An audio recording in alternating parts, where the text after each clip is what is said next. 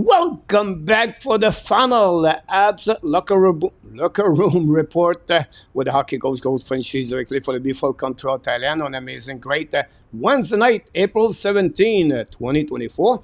And of course, directly from Hawkesbury, the co-host Marko Larrabee, and from Toronto, from the Caveman, the legend, the winner of the Fantasy Hockey, the winner of the Frenchy Quiz. He won everything. Mr. Enortap is back in the house. Hello, everyone. We are back for the last show. Amazing. What a year, eh? Already start in October. And now we are at the end of this one over there. And of course, people ask, what are you going to do tonight? What are we going to do tonight? We're going to do tonight. But we're going to do this season review 2023 of the Montreal Canadiens. And then, of course, if you follow my ad daily news today, Hutson played with the Montreal Canadiens in 24-25. And it's a bold prediction, but I've already a couple of respond left and right. But we'll see what happening for Alain Hutson. So honestly, we're going to talk about the season overview, about everything. We're going to have the headlines, and then we're going to talk about fun things about the Montreal Canadiens, couple news. For the last show, I make a potpourri. What is a potpourri? Is comments from someone about a specific player for the Montreal Canadiens. You have to be agree or disagree. And then have a special quiz for the panel tonight, for the people in the chat. They request, they want to find a name by letters, and then you go to add letters if you don't get one is extreme, hard, medium, or easy. On tonight, we have baseball, football, soccer, and hockey. 4 questions, one on each discipline. I can't wait to hear you answer that one over there. So it'll be fun to talk about this. And before we start, we're going to welcome everybody in the chat. And then we're going to talk a little bit more. Larry Lavallée from Tucson is in the house tonight from Arizona. Welcome back, Larry Lavallée. Thanks for having you with us. As already set up with all the updates scoreboard. A couple of games in the initial by Pittsburgh and Islander, but no game is important anymore. And they're all important, Coach. No, but the point right down to the wire, they're always a point. I know. A very big impact anymore on the spot, on the wild card, or anything else. Luciano Graziano is in the house tonight. Welcome back, Luciano. Gary Convoyer is with us tonight. Welcome. Patrick LaWhite is with the Hockey Nation Live Show tonight. Happy Nation knocked the door. Claude Richard is in the house. The Double T is in the house. Dan Asham from Manitoba is in the house tonight. So we have a couple of people pop up early in the show.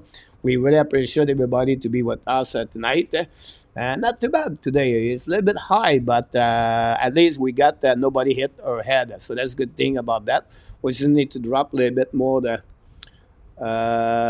do this. We're going to drop the phone. We're going to go get. We're going to go here. We're going to click here.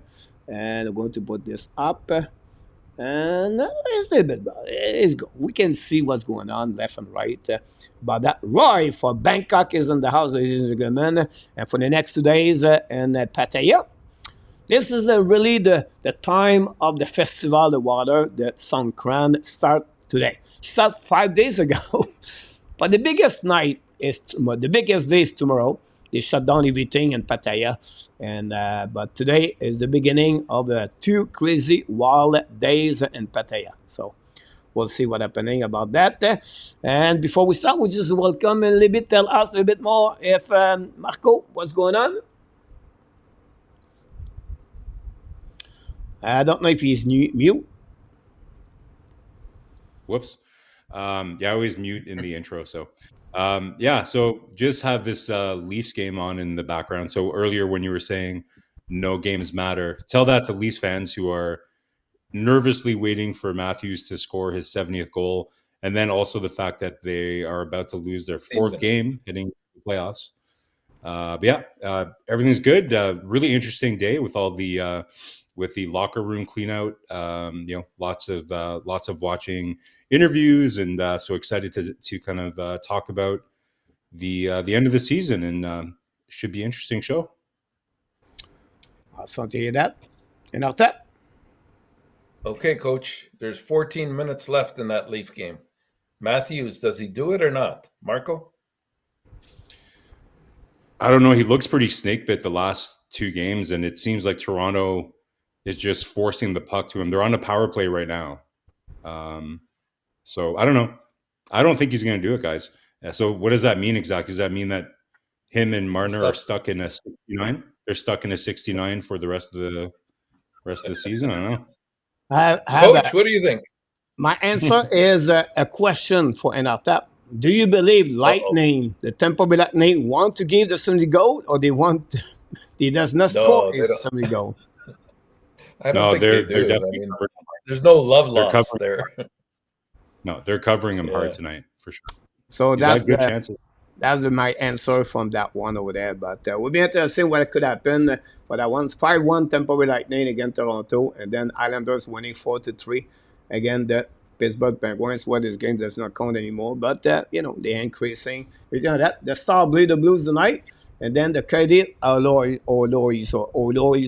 the Oilers and Edmonton. But the Canadiens guy, if they have 1 point tonight, Montreal finish at 28. If the Canadiens lost the last game at home, but they're going to finish at 27, and that would change the standing and the NHL draft for the Montreal Canadiens. At least they won the lottery. Yeah, Arizona's I think, Coach. Yeah, it's going to be Arizona's last game in Arizona ever. So you hope that they're going to put in a really strong effort against Edmonton, which does it have an impact for them in the standings? I guess they could I think they're pretty much. Yeah, it keeps Montreal below them, right? So that we have that. No, but I mean, is there any impact if Edmonton gets points tonight? I don't think so. I think they're pretty much set. I think so too. So you hope Arizona can at least get a point. Getting that 5th overall odds would be much better than 6th. So we'll definitely keep an eye on that one. I guess that game will start at 10, so we'll keep an eye on that during the show as well. Yeah, again, like I said, no game is not important because Montreal does not play anymore. But you have a couple of milestones left and right in the league, and then the decision between the sending between the Kings and the Vegas Golden Knights. Honestly, the controversy of the Tortorella last night still on the social media left and right, and never happy about that in the world of hockey. Enortap? No, I don't believe there's any controversy. He did what he had to do. His responsibility as the coach, bless you, as the coach of Philadelphia, was to try to win that game. Yeah. So what happened in Enortap is this part. So they go very deep about this. At 2:35, the Detroit got 1 point. To get that point, the Flyers are out of the playoff. And then Tortorella, 2 minutes later, he removed the goaltender. Yeah, it was literally 1 minute difference, right? And Tortorella, the funny thing is that Tortorella doesn't like to have iPads on the bench. He might want to reconsider that strategy because they might have known that Detroit had already tied the game and that there was no purpose in him pulling his goalie. But we could ask Michael about this, but as a Wings fan, imagine, right? Like you lose your season just because another team pulled their goalie potentially. It's really hard to Coach, this is why sometimes it bothers me that they don't stagger the games a little bit. Like it would be nice, especially in a situation like that. Like it's chaos, right? Like a very dramatic night last night. I think some people were joking in the chat, asking me how many games I was monitoring. Like I had 2 screens going. I was watching 4 games. It was pretty exciting night of hockey last night. But you got to feel for those Detroit fans. It's funny because Marko, the last 2 games of the season for me on the channel, we got 5,000 viewers total. This is the highest number of viewers for the season for the Montreal Canadiens. We have to go all the way to the playoff to reach over 5,000. It's pretty crazy. The night before that, it was 300 people in the chat at the overtime. And then last night, we're increasing. So we have a lot of fans for the Detroit yesterday with us. They want to make a push. And think about this, both of you. If you are 7, 8 years cheer for your team, and now you knock the door to make the playoff. You get excited, right? Like they did, but that's a part of the wild card, and that's what's happening for everyone. And then, surprisingly, the Washington Capitals find a way to go in with a -40, I believe, a goal differential, one of the worst in NHL history to be in the playoff. But Charlie Lindgren. That's the only word I have. Is it's such an amazing season by Charlie Lindgren. Like, I know he's not going to get votes for MVP, but I would be it would be harder to go around each team and find a team that was more valuable to their team than Charlie Lindgren this year. I know he's not going to get any votes. welcome, Mr. Butch. We have Willie Snutter knock the door. totally Terry is in the house also. Do I miss someone? If I miss, I apologize.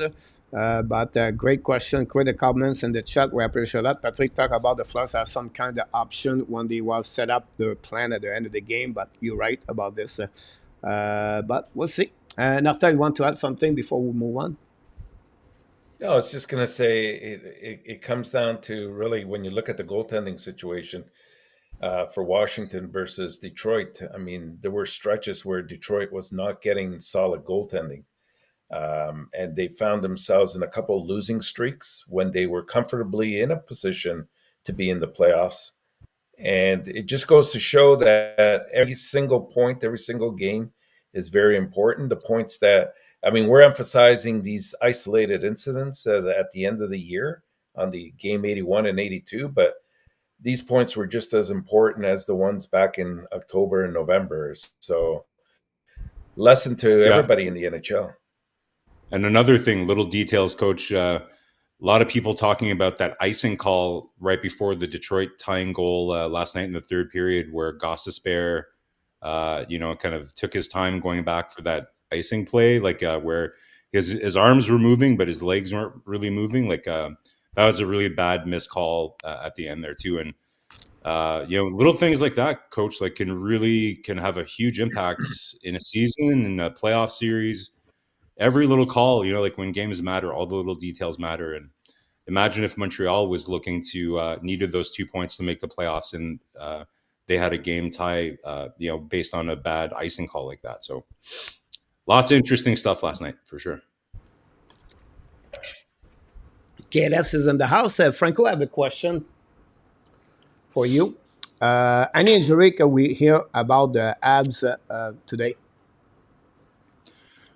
Well, I think we heard that Jack-Eye had been playing with an injury for most of the year, if not even if something that this shoulder injury is maybe even something that's been bothering him since his time in junior. So they just decided to kind of take care of it. Other than that, there weren't really major surprises, other than the fact that you can kind of read into the fact that most players kind of came out and divulged whether they were going to go to the World Championships. But Suzuki is still thinking about it. So you wonder if Suzuki might be a bit banged up. And maybe that's why he's, hasn't really decided if he's going to go to the World Championships yet. So other than the Jack-Eye injury, I don't think we learned of any other injuries.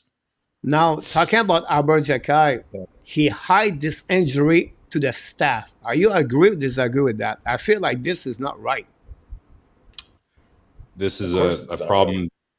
It's not right. Like, this is an issue that we've had in the past, right? With players like, especially Gallagher, I think is the worst culprit of that. And so there needs to be accountability there, Coach, because ultimately, I know that we have a culture of like, you're a tough guy and, you're going to be a warrior and kind of fight through these injuries. But look at in the past, like it's, whether it's Weber, Price, we had Sean Monahan and Gallagher last year. So I think we discussed this during the summer, is that as much as changing the medical staff, you have to change the culture of the team a little bit too, and not make it unacceptable for players to kind of hide things. And because ultimately if you're the Montreal Canadiens, this is going to sound very cold, but those are assets, right? Like, these are resources that you have that are players, and you invest a lot of money in them and a lot of time developing them. and it's not fair to the organization if you're not being forthcoming with any injuries, so that they're not able to manage you as an asset the proper way, right? I know I hate using the word asset when you're describing a human being, but that's the business of sport, I think. So Yeah, and I believe also that that conversation has to be had with the players as well. I'm sure they have had it, but it's imperative that they just don't do this kind of stuff where they hold back on an injury. I mean, sometimes just taking a day off or two will help remedy that situation rather than playing on it and then, as you see with Jack Eye's case, requiring surgery. Now, having said that, the operation apparently did go well. He was operated by the same doctor surgeon that did his right shoulder. So things are looking good. He says he feels good. He's looking forward to October already. And just to answer Franco's question, like I know that Coach and Enortap and I, like we have artificial intelligence monitor our health before we come on the stream to make sure. That's why I'm sneezing a little bit, because I think the nanobots that Coach injected in my body are reacting weird today. But that's a good point there, Franco. We have Luc Lafortune as a backup if ever something happens. So Yeah, we're ready That's about it. this. Kellis have a question about Martin St. Louis. Gonna find out right now, but press conference for Gordon Hughes. We're going to talk about this a bit later, but let's jump in on the question about KLS. Talk about what do you think about the extension of Martin St. Louis. The time I get this, you can ask Enortap first. Give us a bit that one over there. Here we go. You got it. Yeah, I mean, for me, it was a total no-brainer. This is something that you knew they were going to go back to Martin St. Louis. He's instilled such great structure within the team, and by structure, I don't mean necessarily plays and things like that. I mean more in terms of the environment, the atmosphere, the climate that surrounds the team. You can tell that the players enjoy playing for him. They're always complimenting him, and he sees it as a challenge to himself, that he has to get to the next level. He criticizes in a critically manner his own coaching skills, and that's what I like, is the fact that he doesn't rest on what he's accomplished so far. It's what's next on the agenda for me and for the team, and that's, to me, if you got those ingredients, why not sign him? And I mean, if I could have, I would have even gone longer than 2 years. Yeah, great point. I think to be clear, it's not like they re-signed him. I think technically they had an option to his Extended him. contract.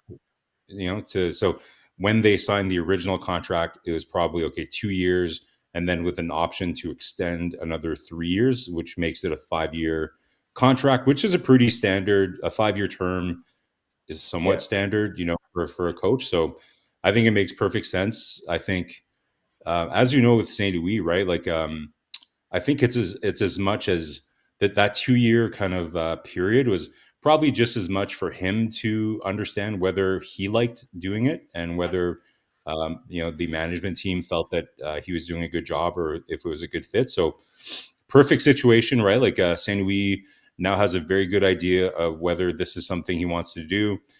We've heard him mention in one of the press conferences that this is a passion for him. It's not a job, and that he wants to be here as long as they want him to be there. So that's great news. As we all know, right? Like you hear it and you can see it. He's the undisputed leader of the team, and you could argue not just in the locker room, right? But he's almost kind of like a part of management. Like he works probably even closer with the management team than some other coaches do, just because he has such a good working relationship with Kent Hughes and Jeff Gordon. So I think maybe we're biased here, but I think Martin St. Louis is a special guy. He brings a lot to the table. He does a great job, obviously, with the young players, helping other players achieve, the best version of themselves. And just from a PR communications perspective, which you can't underestimate because it's Montreal. Kent Hughes said it himself, right? Martin St. Louis is by far the best spokesman to describe to the fan base what our plan is. Kent Hughes and Jeff Gordon, they were joking around about it today. Like, we hear that a lot of players would be open to playing in Montreal because of Martin St. Louis. We don't try to kid ourselves that it's because of us. We know it's because of Martin St. Louis that that some players might be interested in signing as a free agent or something like that in Montreal. So really good news. I think it's going to be a great 3 years. It brings us right to the point where Montreal should be competitive, right? So very good.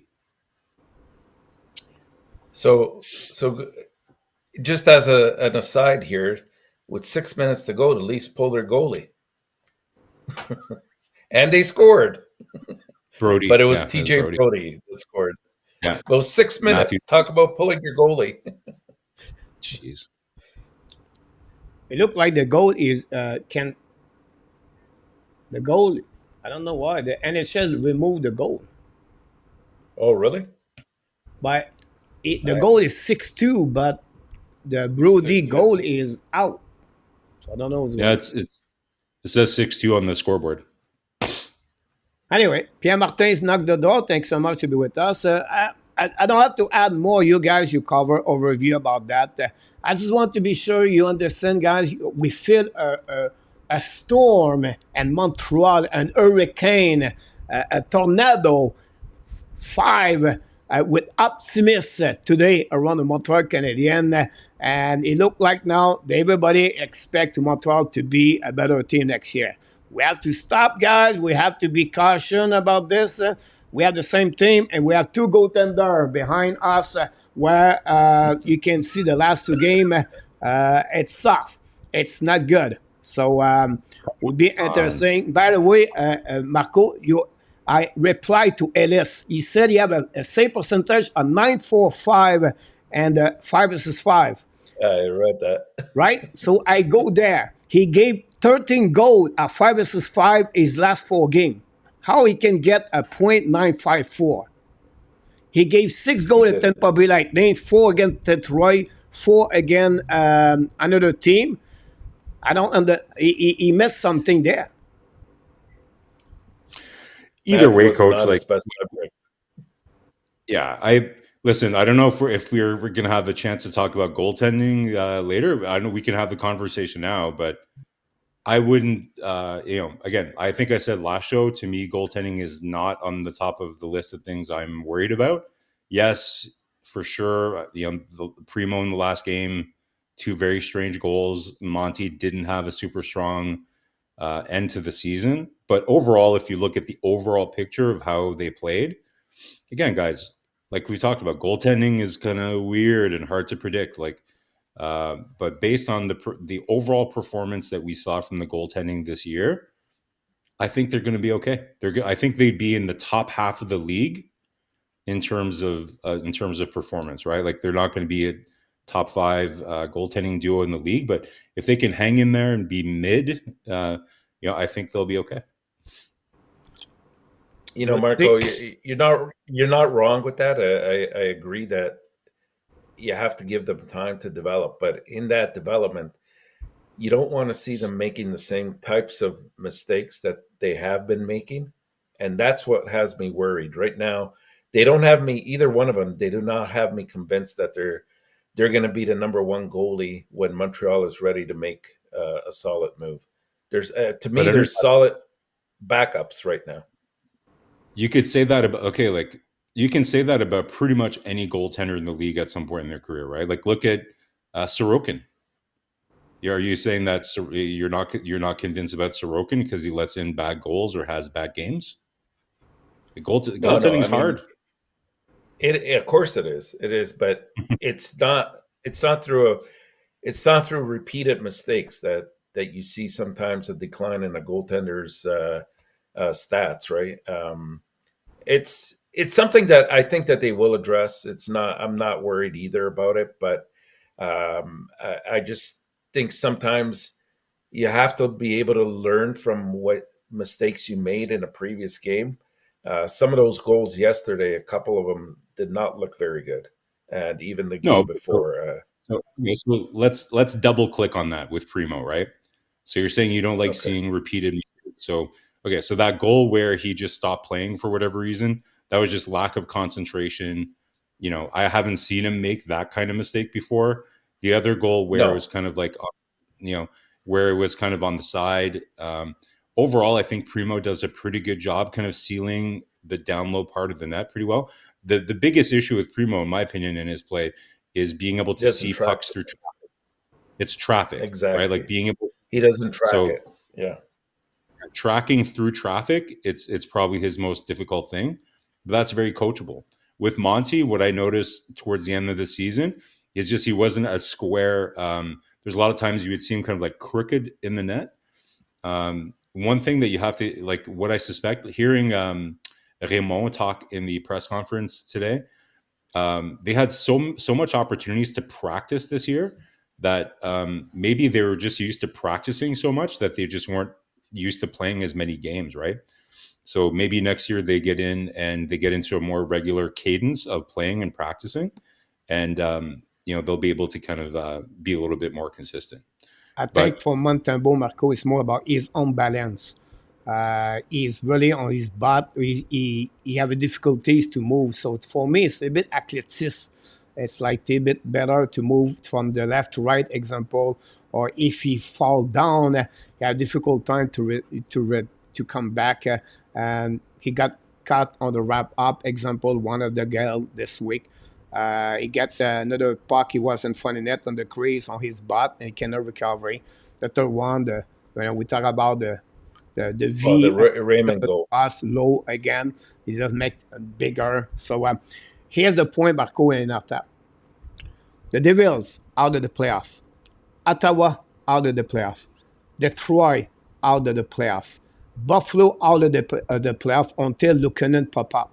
All the four of them have a problem as a goaltender. And the team Yeah. we have right now, the goaltender are not better of all of them at the same time. They are at the same I level. disagree. I So at disagree, the end of Coach. the Like, day, we're not going to go nowhere again next year with the goaltender. That's Coach, agree. simple but about that. That's that's nothing is else. that We have a backup number two and the net, both of them, and that's it. We don't have no goaltender number one, and what are it's you been basing like that this on all though? year Like long. what are you basing that on though? Like statistically, how are you saying that? How like if you So every game, Marco, statistically how many compare the goals goaltending Montembeau gave a soft goal? How many game? coach, I'm just talking statistically speaking. Overall goaltending stats for the Montreal Canadiens were way superior than Why? Buffalo, Why they are Ottawa. superior, Marco? Why? Because Yeah. they played better and they were more No, consistent. because they get about 38 shots per game average, a 40, 45, 50. So they are constantly to make a save because the Montreal don't have the puck. And that's the But reason coach, they have a better I'm not number talking, compared that. You I'm have to not make the talking save, understand that, but still, you can save 10 puck. The 11-1, it go over your glove.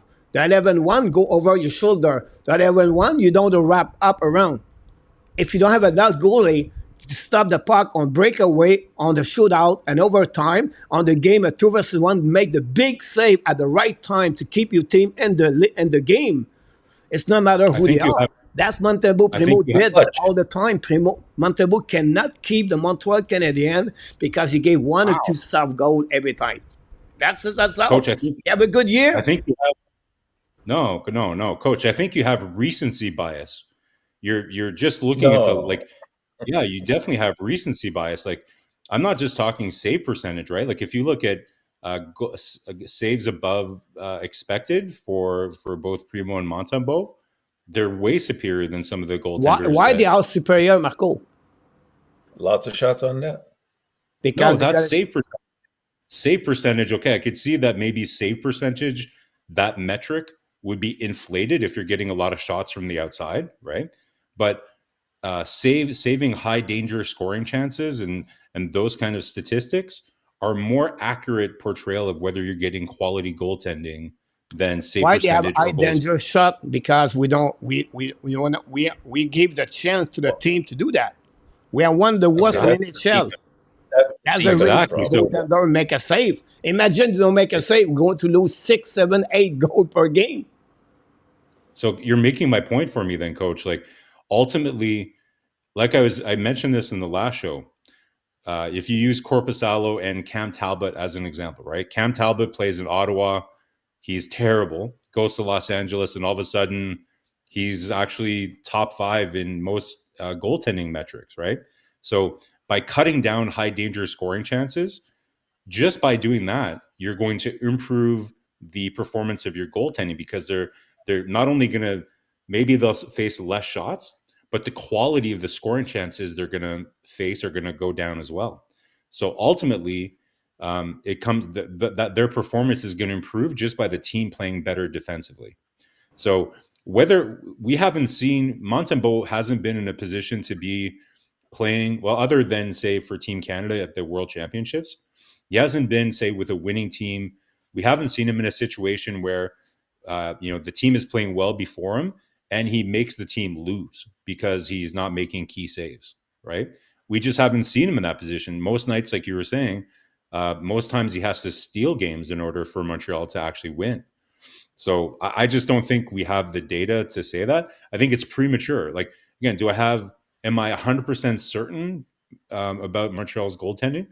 No, because like I said, goaltending is very unpredictable, but it's not one of the things I'm the most concerned about going into next year. I think a couple of years ago, when they had both Allen and Montembeault predominantly playing, they tended to steal a few games, and I think that showed more promise than I think what we saw this year. To be honest with you, I mean, I go back not so much to the metrics because those can be skewed by different factors and criteria, but I look at the eye test, and when I see the same type of goal being scored on a goalie, and I'm speaking right now about Montembeault going down quickly on his knees, like that goal that Raymond scored from the side. He saw him go down right away, waited 2 or 3 seconds, and he knew I have to get it in that top left-hand corner, and he did. Today's NHL players do not miss, even if it's 2 or 3 inches. So he has to make that adjustment in order to become a better player or better goalie in my eyes. But you're right; it takes time. I'm not trying to dump on either one of the two goalies. It's just right now they don't seem to be a true number one. And I don't think they've stolen very many games at all this year between the two of them. I think you guys have recency bias, and see Roger saying that. I'm not saying that. I'm not saying that Montembeault is like a kind of like is an ideal goaltender that's going to win you a Stanley Cup. I'm just saying for next year, for a team that's going to be hopefully fighting to be in the playoffs, goaltending is not the thing I'm worried about. Overall, their goaltending, or if you compare it across the NHL, is better than average in the NHL. I challenge anyone Okay. to show me Yeah. anything statistically.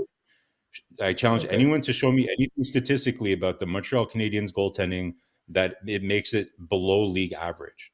And some in the NHL, guys, that's all you need sometimes is just good average goaltending. Yeah, because not I don't guys, know, not Marco. only 5 Let's teams wait. have like only Let's wait 5 for the teams. headliners. All right.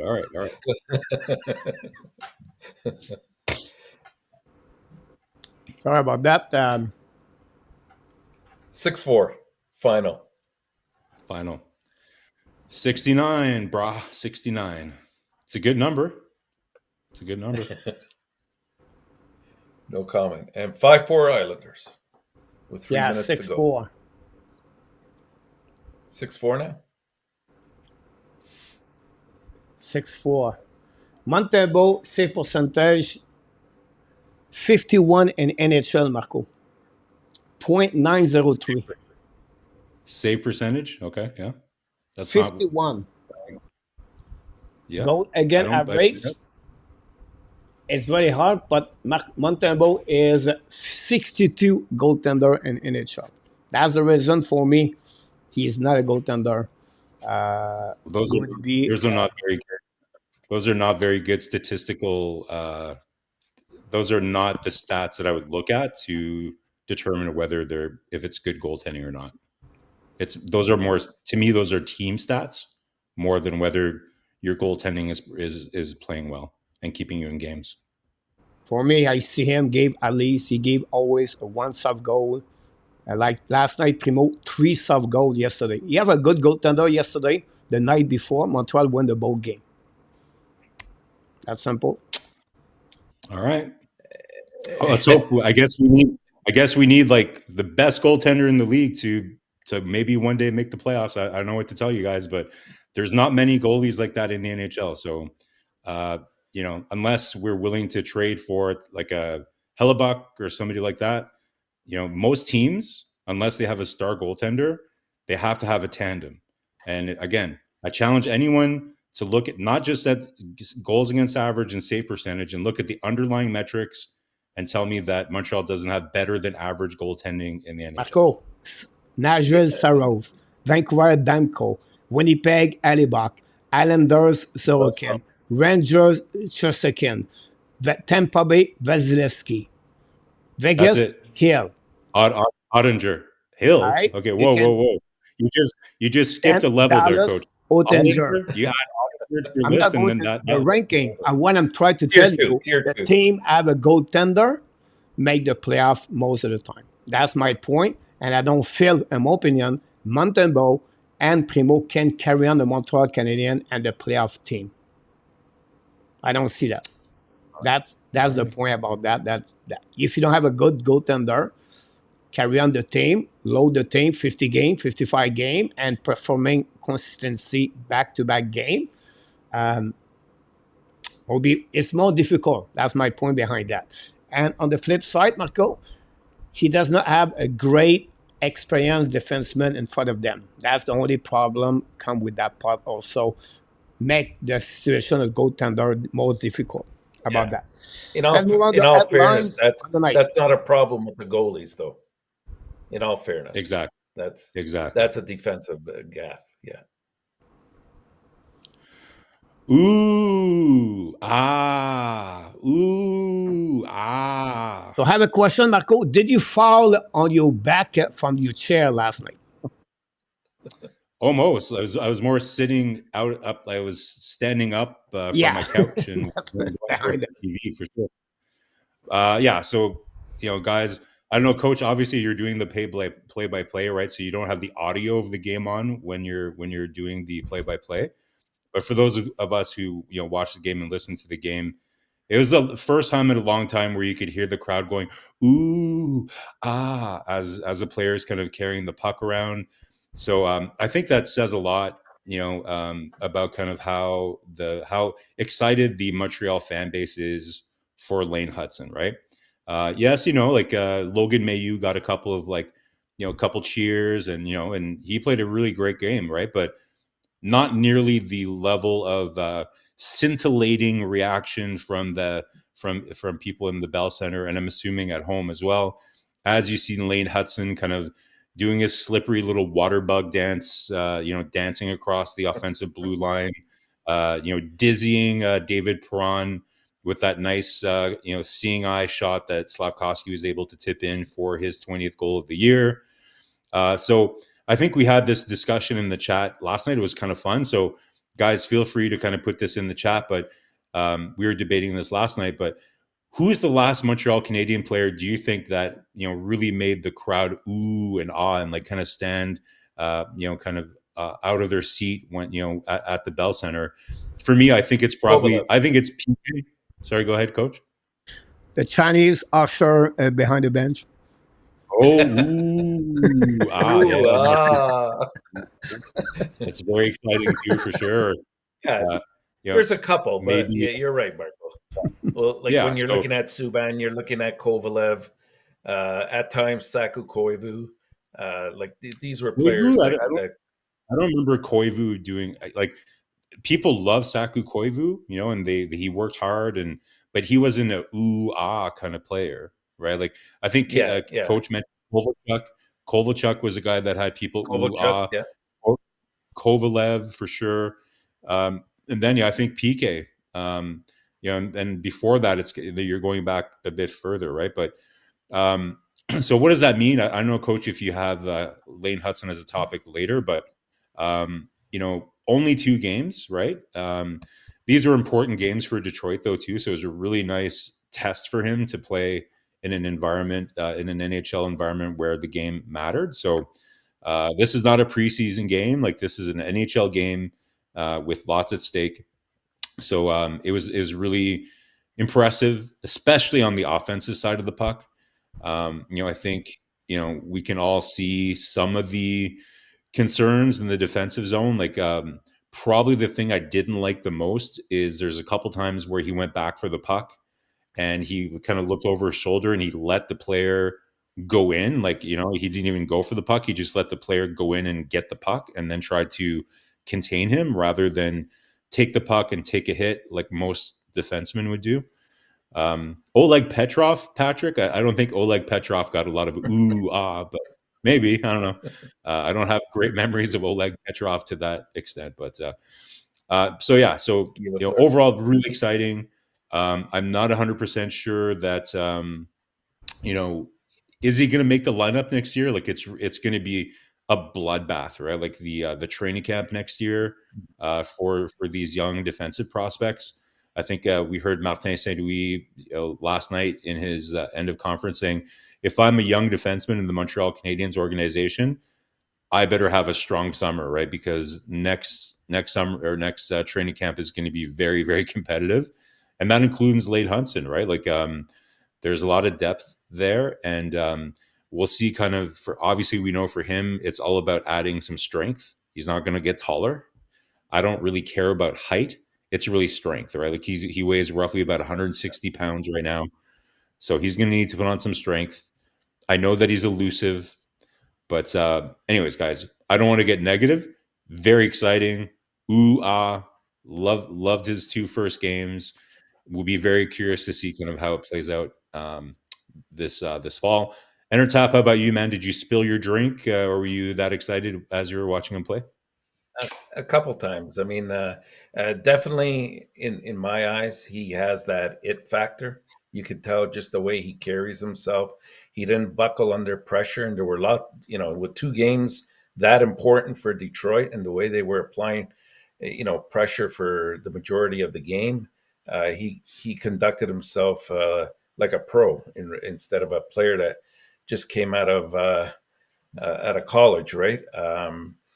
You know what? I agree. It's going to be a bloodbath next year at the defensive position in terms of who's going to make the team. But I got to believe, Marko, that based on what I saw and based on the fact that he's very, very cerebral. Like when he's playing, he doesn't panic. He's very calculated in what he does. Sometimes he's a bit high risk. I get that. He tries to take opportunities, but that's something that when he has the proper pairing defenseman, that will help him out immensely. I just wonder, for him to go down to start off at Laval, does he have the same kind of players there that could play and anticipate the game as well as he can? Whereas in the NHL, at least he's going to have that from the majority of the players he's with. So I think he benefits more staying at the NHL level and taking it from there. The hoo-ha was everywhere, Marko. What I did, I watched some replay on the YouTube channel to listen what's going on, and I did some video today about Lane Hutson, everything like that. You can hear when he make a fake on the board and they come back, they have a chance to score the goal. You can see the reaction of the people in the chat. For me, like I said yesterday, Piquet Subban was the last one happening on that. You have some kind of cold felt shock when he came a couple of games at the trade deadline or before the trade deadline. Yeah. You can see that. Yeah. You have to go with Kovalev, where it was excited, and then you have to go all the way before that. But for me, a time of where the Montreal does not have a lot to entertaining the fans with only W, right? To have some kind of player like Hutson make some kind of entertaining right now on the ice for the forum, at the ball center. I think that's good overall. And it was fun to watch. So we'll see what happening, but you're absolutely about this. You have some kind of hoo-ha in the building last night. Some hype. Awesome. Absolutely. Here we Yes, go. sir. Let's move on for the hoo-ha to the Stanley Cup. To the Stanley Cup. Profile of a cup winner.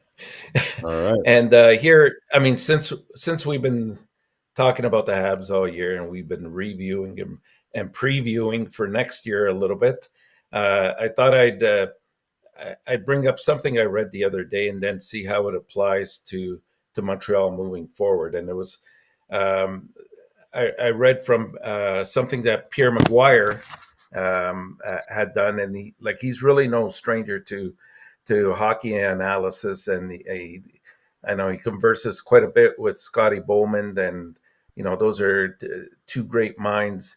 And Pierre Maguire came up with what is called the 7-player profile, and he believes that a team that is destined to be a true contender in the playoffs will have these types of players on their team. And those categories that he came up with are, and I changed the wording a little bit from what you might see there on the list, just because I didn't want to get into sort of a discussion on what does elite mean, but it's having a number 1 all-star center, a number 2 all-star center, a top forward, power forward, a specialist utility player, a guy that is an agitator or is a shutdown kind of player, or specializes in something. It could be winning faceoffs, killing penalties, power play, that type of a player. An all-star offensive defenseman and a top shutdown defenseman. And of course, the last one is an all-star goalie. And that's why I was preluding to this, Marko, a little bit earlier in terms of, the composition of what it is. So, after seeing that, I sort of said, well, let me do a little bit of testing here. And again, this is within the context of the salary cap. I didn't go too far back. Yeah. And I didn't include the 2020 Tampa Bay Lightning, because pretty much it was the same squad. So I just looked at the last 5 years, 6 years there.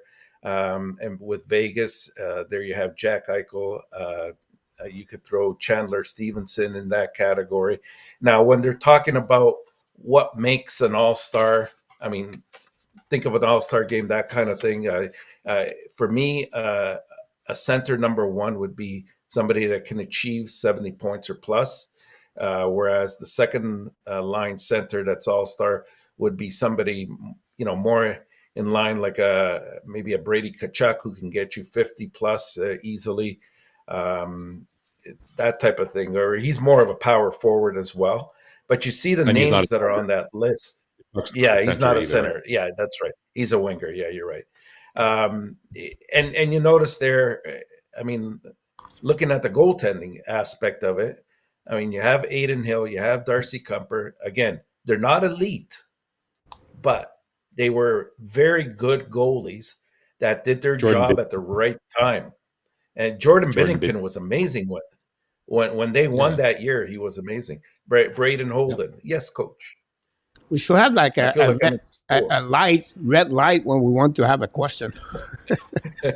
I feel like I'm in school here. But yes. I don't know. Sometimes I don't hear anything, and I don't listen all of you, but I was pay attention, and I want to be sure. Did you say Vegas does not have great players? No, nobody said that. What do you said about they don't have you said something about players. No, I said you have to have these types of players. This is the kind of players that you need, according to the way Pierre Maguire defined his 7 profile player. But I think you talk about Vegas, and I think we don't give enough credit in Enortap and Marko about Vegas. They have a lot of great players. You think about the list right there. You have Jack Eichel over there, Max Stone, Alex Pietrangelo, Sean Theodore. This is and Marchessault. This is like maybe not they have like a McDavid, but this is a lot of great hockey players on that team. Absolutely. I don't think And any of us that's disagree. that's the point I Yeah, we think don't. he was trying to make as well, which makes sense to me. And he's saying, and if in any of these categories a team is slightly lacking, or maybe you feel like, that's a borderline, center number two. What he's saying is the team that goes further will have other players that will fill in the gaps. It's more of a team effort that will achieve that. And when you look at, I had a hard time putting Marchessault and Riley Smith and Carlson and Martinez in any of the above categories. I mean, as you said, Coach, that speaks volumes to the team and just how well balanced they are. And again, look at Colorado. You have McKinnon the year they won. They had Kadri, Rantanen, Devin Tays, Makar, Kumper, Nikushkin. And then we haven't talked about Landeskog, who's been out almost 2 years. Lehkonen, who All right. always seems to come up clutch. So, Enortap, are you Go going to ahead. do this list with a projected of, okay, so what does Montreal have in Yes. all these categories? Is where you head? Okay, Yeah, let's hear it. Let's hear it. that's my final aspect of it. Yeah. And so I thought Yeah. it would be fun if we kind of had a look as a preview to where Yeah. Montreal is at and where they still need to go and where the gaps are. So let's look at. And after that, if I don't, do we have another slide? I don't have anything else. No more slide. That's okay. good. But That's if we good. have a slide, Marco, with that one, we put the Montreal 2023 right now. We have some case, some square will be empty. Yeah, I think. Yeah, well, exercise. that's the point, right? And that's why we're not in the playoffs if you put everything Yeah. together. So let's look This at would the be the- first one. Do Let's we have an but let's- all-star centerman, but number one centerman? But are we going to project? I say Suzuki fills that spot. Would you agree?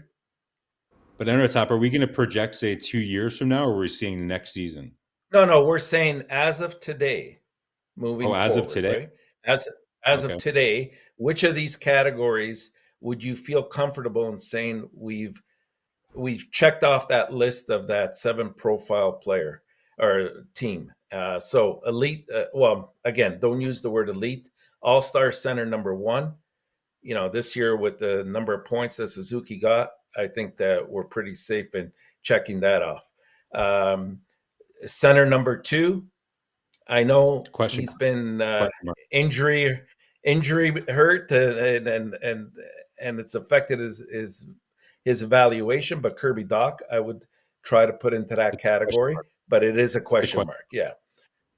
Yes. A top power forward. I think Slafkovsky's slowly trying to get into that realm, and he's made great strides in that area. A specialist utility player.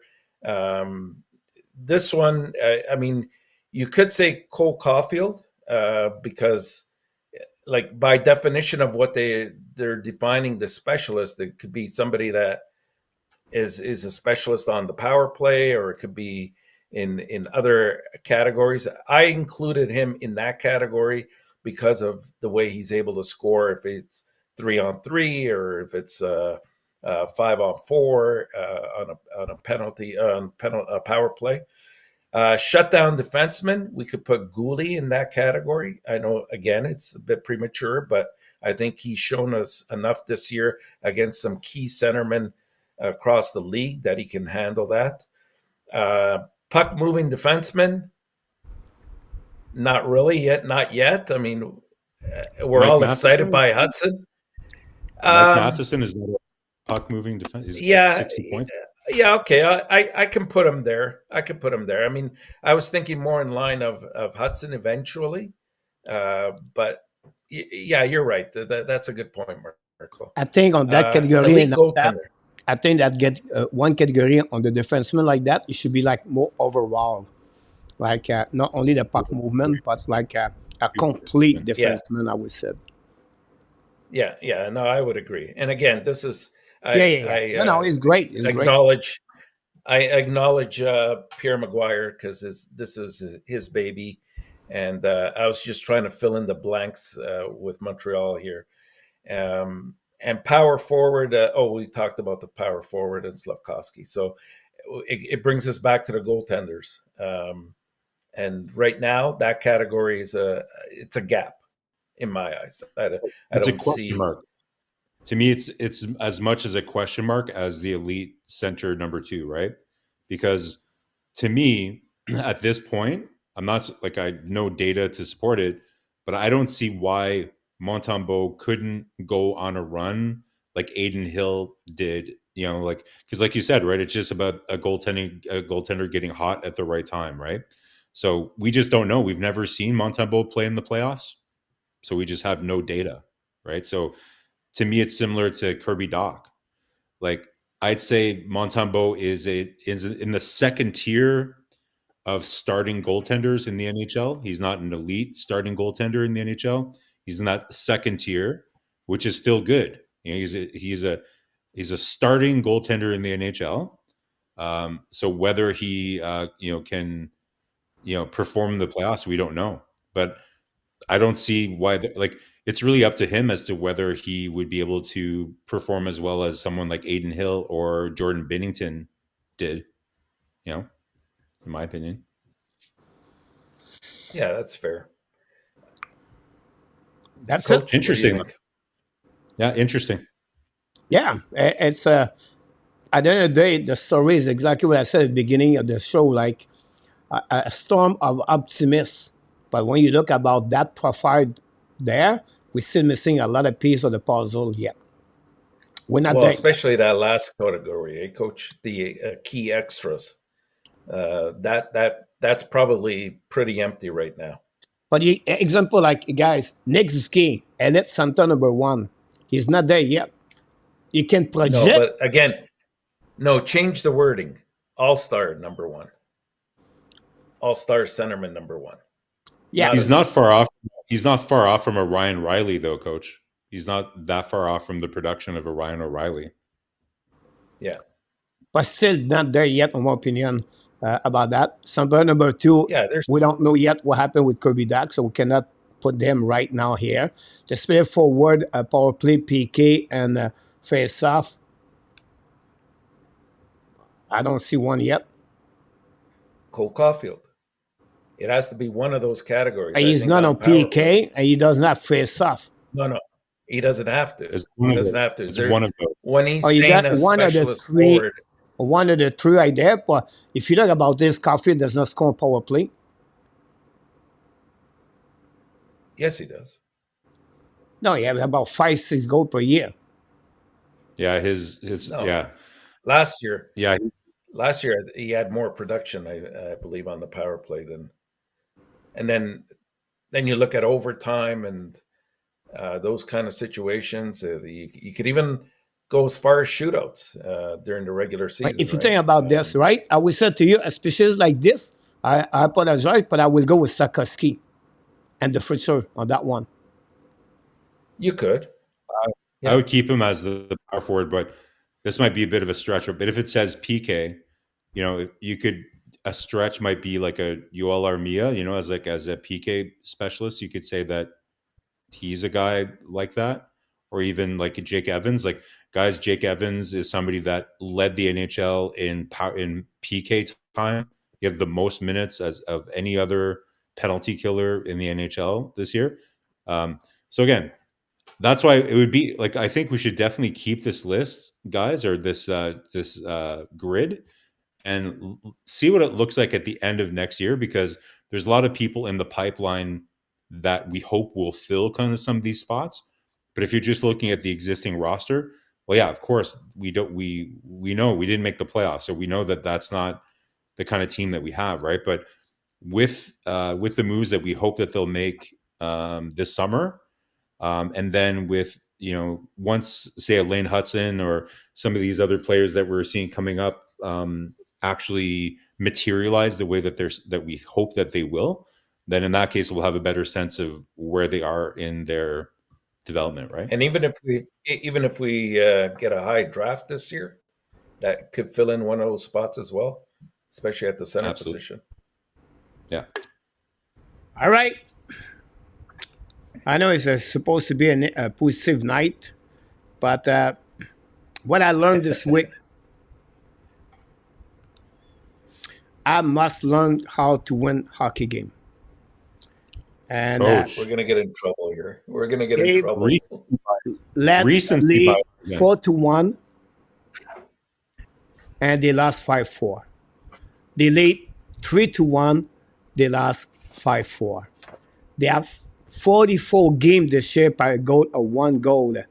And again, so many times they lose a lead during the season and they lose the game. They let the team come back. And this is one of the reasons I believe until Montreal Canadiens cannot learn how to win a game, how you finish the game, how you hammer a game, how you close the game. And until then, they're going to have a difficult time. And this start with from the top to the bottom. And it start with Martin St. Louis with the players at the same time. And Montreal Canadiens proved to me again this week they cannot keep the lead and win the W. It's a young team. It's a team rebuilding, but still they need to learn to win those kind of game. And it's happening too many times this year. And this is something they have to correct for the upcoming season because no reason you cannot win a game 4-1 because the strategy is not good. They are out coaching or the player that now can't put the puck in the net to hammer the team. If you want 4-1, if you score another goal, it's over. If you lead 3-1, you cannot keep the game at 3-1, keep protect your lead. But this is a difficult problem they have right now, Montreal Canadiens. And that's what I get from that two games this week. But I have to go all the way during the week, during the year, where they have a lead at 4-0, 3-0. How many times Martin St. Louis? This is new for us. We have to learn. The players need to learn everything like that. But they learn. But at some point, learning, you have to stop. They have to know how to figure out how to win. If not, you'll be in the same boat next year. And will be the same boat in 2 years. The Montreal Canadiens right now, they need to find a way to learn to win the W. And when they have a lead or go by one goal at the end of the game, right? They let two goals at the last minute of the game, the both games this week. They have something right there. Is it the face-off losing? Is it the way they play system? Is it the performance altogether? The ingredient, I don't have all the answer. For me, at the end of the year is what I get out of the week this week. It's about Montreal need to learn. Must learn how to win the game. That's my only subject I have for you guys. That's all. All right, so this is not about the season overall, but okay. So if you're just looking at this week, then undoubtedly, that is a huge issue for sure. To me, there's a couple things that stand out there.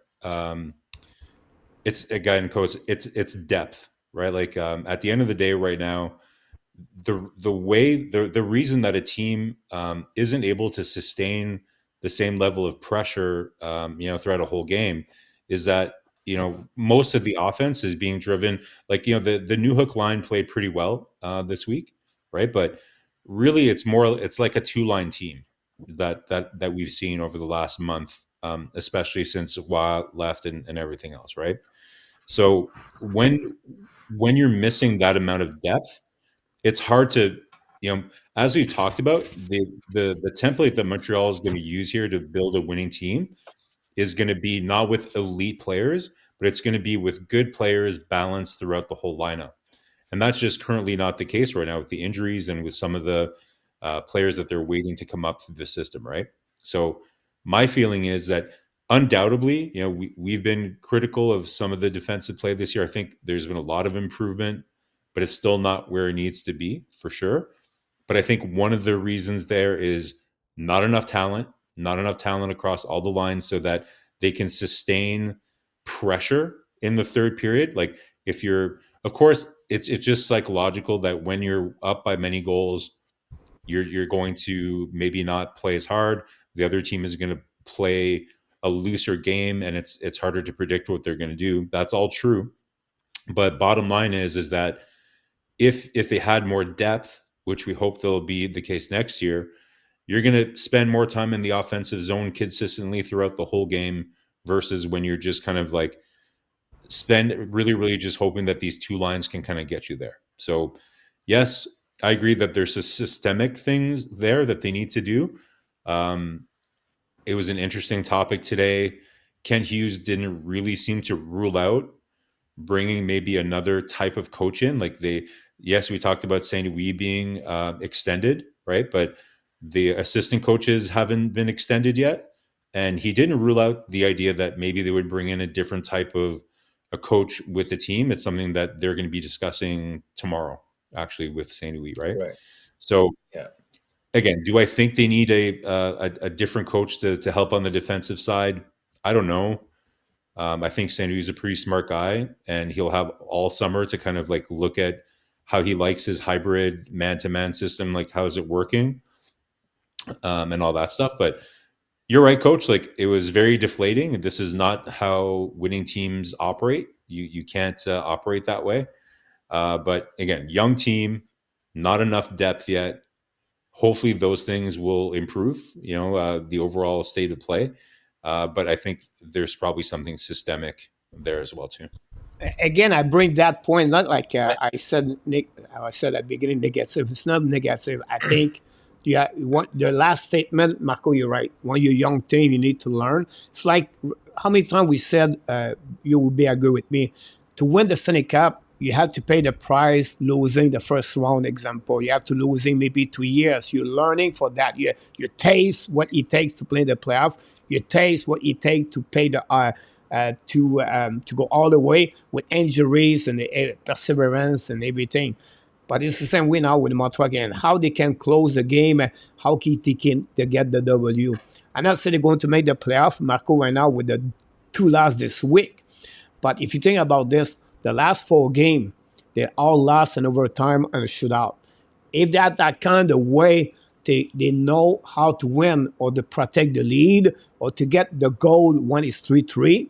Like example for me, Marko, this is just, again, we're just talking tonight. It's not like, but when they take the lead, Marko, with the goal at Sakaski, right? They come back and now they become 4-3. At that moment, that should give the team say, you know what? All right, the Tampa Bay Lightning been there, Marko. They know they can win. How many times you said they had to learn to win the 1-game lead until you get all the way to the end? That's what I'm talking about. They lead by 1 goal. They allow the momentum of the game. How we can slow the game to be sure we don't give anything right now. It's not system. Is it the players? I don't know. I don't want to know the answer. All right? I'm not looking for the answer tonight. What I'm looking for is the Montreal need to learn to win those games with a lead by 1 goal at the end of the game or lead by 4-1 and then protect that. That's my point here. Yeah. No, it's a valid point, Coach. I mean, when I look at it from last year to this year, at least we've seen some improvement there. I mean, to be involved in 44 one goal games this year shows improvement, but you're right. They haven't learned how to win some of them, but they have become better, right? I wouldn't look at these last 2 games. I'll be totally honest with you, Coach. I know, you were saying 3-1 and 4-1 leads and they blew it. I mean, you're playing a desperate team that has to give everything. And all you have to do is look at the shots on net in that third period in both games. And they were at least triple what Montreal got. I mean, they were desperate. And the worst thing you can confront is a wounded animal. These guys gave everything they could, Detroit, and they responded. But I mean, earlier on in the year, they did have some good character games, right? Like they played, for example, I believe Colorado not too long ago and won 2-1. And Colorado was putting on a lot of pressure when they were down 2-0, but they held on to that lead. I think a game against the Islanders, it was the same kind of situation. Against Nashville not too long ago, I think we had a 4-1 lead.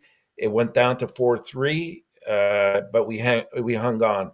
So at least there's small signs that things are improving, and I believe that they're moving in the right direction. But you're right; they have to put a little bit more of a systematic approach into it. But more importantly, you have to have the personnel that can execute it properly at those times. And one last thing, guys, before we move on. I think I can't remember how long into the season this was, but I remember us talking about it. There was a point earlier on in the season, I think almost 3 months into the season, where Montreal hadn't lost a game where they went into the third period with a lead. And I think it was like Yeah, 13 yeah, or 14 games or something like that. So yeah, there was a period of yeah. time where they are actually unbeaten going into the third period. So I'm not sure what happened there. I think again, like it's a lot of personnel changes. Especially in the last couple games, like two rookies, two rookie defensemen with no games of experience in the NHL. Justin Barron is playing like 20 minutes. So again, it's you have to look at the totality of everything. I still think they're trending the right way, and I agree. Like being in that 1-0 Coyotes, yes. There we go. Yep. So yeah, overall, great experience for them to be involved in that many 1-goal games. So we'll see where it goes next year, but definitely room for improvement. It's funny, Marco, because after 2-0, the record is 21-05. So they lost Yeah, 5 games after they lead. When they are tied, it's only 5-6-6. And when they lead after one period, the record is only 15-5-8 for that. Yeah. And, you know, uh, the tie not after bad. one period is 10-15-4. My point behind that, Marco, is like, the hammer goal, like, it's Yeah. the Killer instinct. Killer instinct. I understand the Yeah, hockey now, NHL, you can leap by 3 and you can come back. I understand that part. But a team can find a way, Marco, a good team, to close the game. That's my point behind that. So, Agree. um, before we move on, we have Randy ask this question, guys. He asked you, you ask the panel if Anton Zeliev and TJ Egala is there for the ab pick? Who would they close? Or they choose, sorry. who would Siliev they choose? or Egala or anybody else? Yeah, like for Well, that, like again, Celiev when is we're a defenseman, right? left-handed Celiev is a defenseman, defense. Yeah. left-handed. So Yeah. I know he's 6'7", but I think it suits Montreal better to have somebody like a Ginla at that point, right? Yeah, I don't see them picking. I'm not as high on Siliev as a lot of people are. Like, I just don't see enough offensive upside for him to be a top 10 pick. Like, I think he's going to be a very good shutdown defenseman. Like we were talking about, like if you're looking for an elite shutdown defenseman, I think that's what he's going to be. I don't see a lot of offensive upside there. But he's massive and he can skate. Like for a big man, he can skate. So I don't know.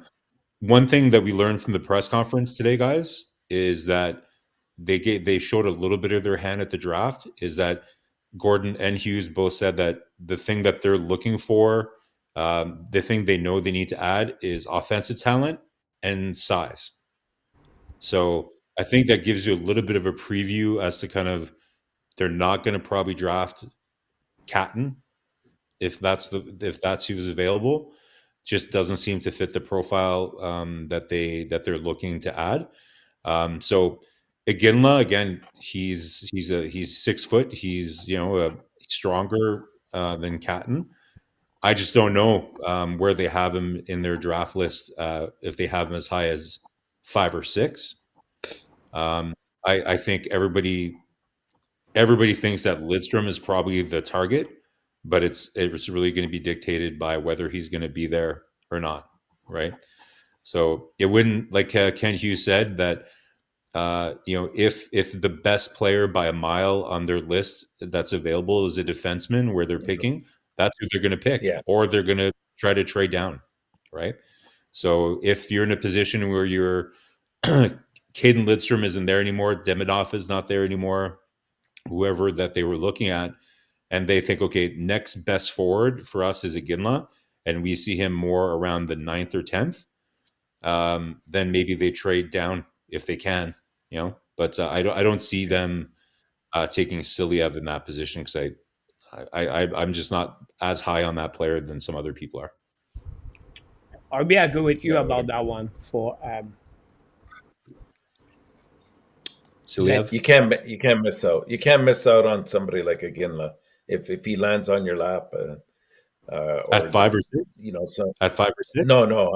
No, I'm saying if there's still defensemen and a team wants to trade up to try to get your spot, I mean that might be a very big consideration because this guy's a gamer from everything I've read and seen a few highlights of.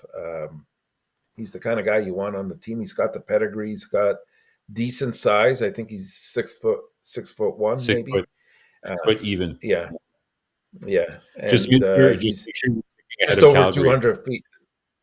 Sorry. Yeah, just make sure that you're picking before Calgary if that's what you're going to do. Yeah, Yeah. yeah, we are. No, but I mean, if you're trading down, don't trade Yeah. down Don't go below. Calgary because they're for sure going to pick Iginla if he's there. I mean, the good news is from everything I'm starting to see, and it's early still, it looks like in the top 10, you're going to see about 5 or 6 defensemen, and they're higher up in that ranking of 10. So a lot of teams will probably go that direction. I wouldn't be surprised. So who knows if somebody like Lidstrom could fall at 5. I know Lidstrom was ranked number 2 North American prospects by Central Scouting yesterday, I think, right, Coach? The one I saw one in the Athletic today, and they had him. But they Central had, I Scouting, think, 4 defensemen. Yeah, yeah, I think Central Scouting had him McKenzie. ranked number 2 by North American well, Scouting. Am I wrong on we'll that? see. We'll see. You showed it yesterday, right? Yeah, I got this. I cover both of you right now. You're right. Both of you, you're right. Athletic get out by Corey Brontman today. And Langstrom is number 11. I know, which would be an extreme steal if you can get him. Who is the number 2 forward, Marko, after Celebrini? Is it Iserman? No, Demidov? Demidov. Is it I didn't see Demidov? it. No, Catan. It's Cat? it's Catan. Wow, Yeah. that would be surprising. They believe they're going to be another Logan Coley. Okay. Well, Listen, he's a good player. He's a dynamic player. I just for his size, I don't like his skating enough. Braden And Point they is a predict different player. Marko Langstrom to be a winger. They're looking for a prototype player like That's him. okay. It could be Chris Grader. yeah. Okay, maybe Yeah. he's like a baby. He's a baby Quentin Byfield. You know, that's the way I look at him. I like that. I really like that. You know what I mean? It's a good compare It's exactly if you think about what it Chris Grader, everything like that. It's a great comparison. Yeah. I don't want to You could do worse. disappoint you, but Igala, I believe it was Jeff Skinner.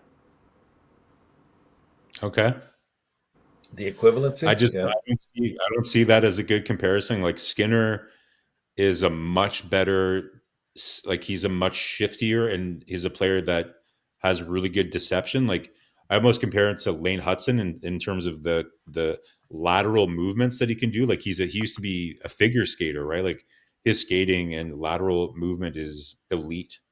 Jeff Skinner. I did not just like. don't see. I did not like Marko the comments about that.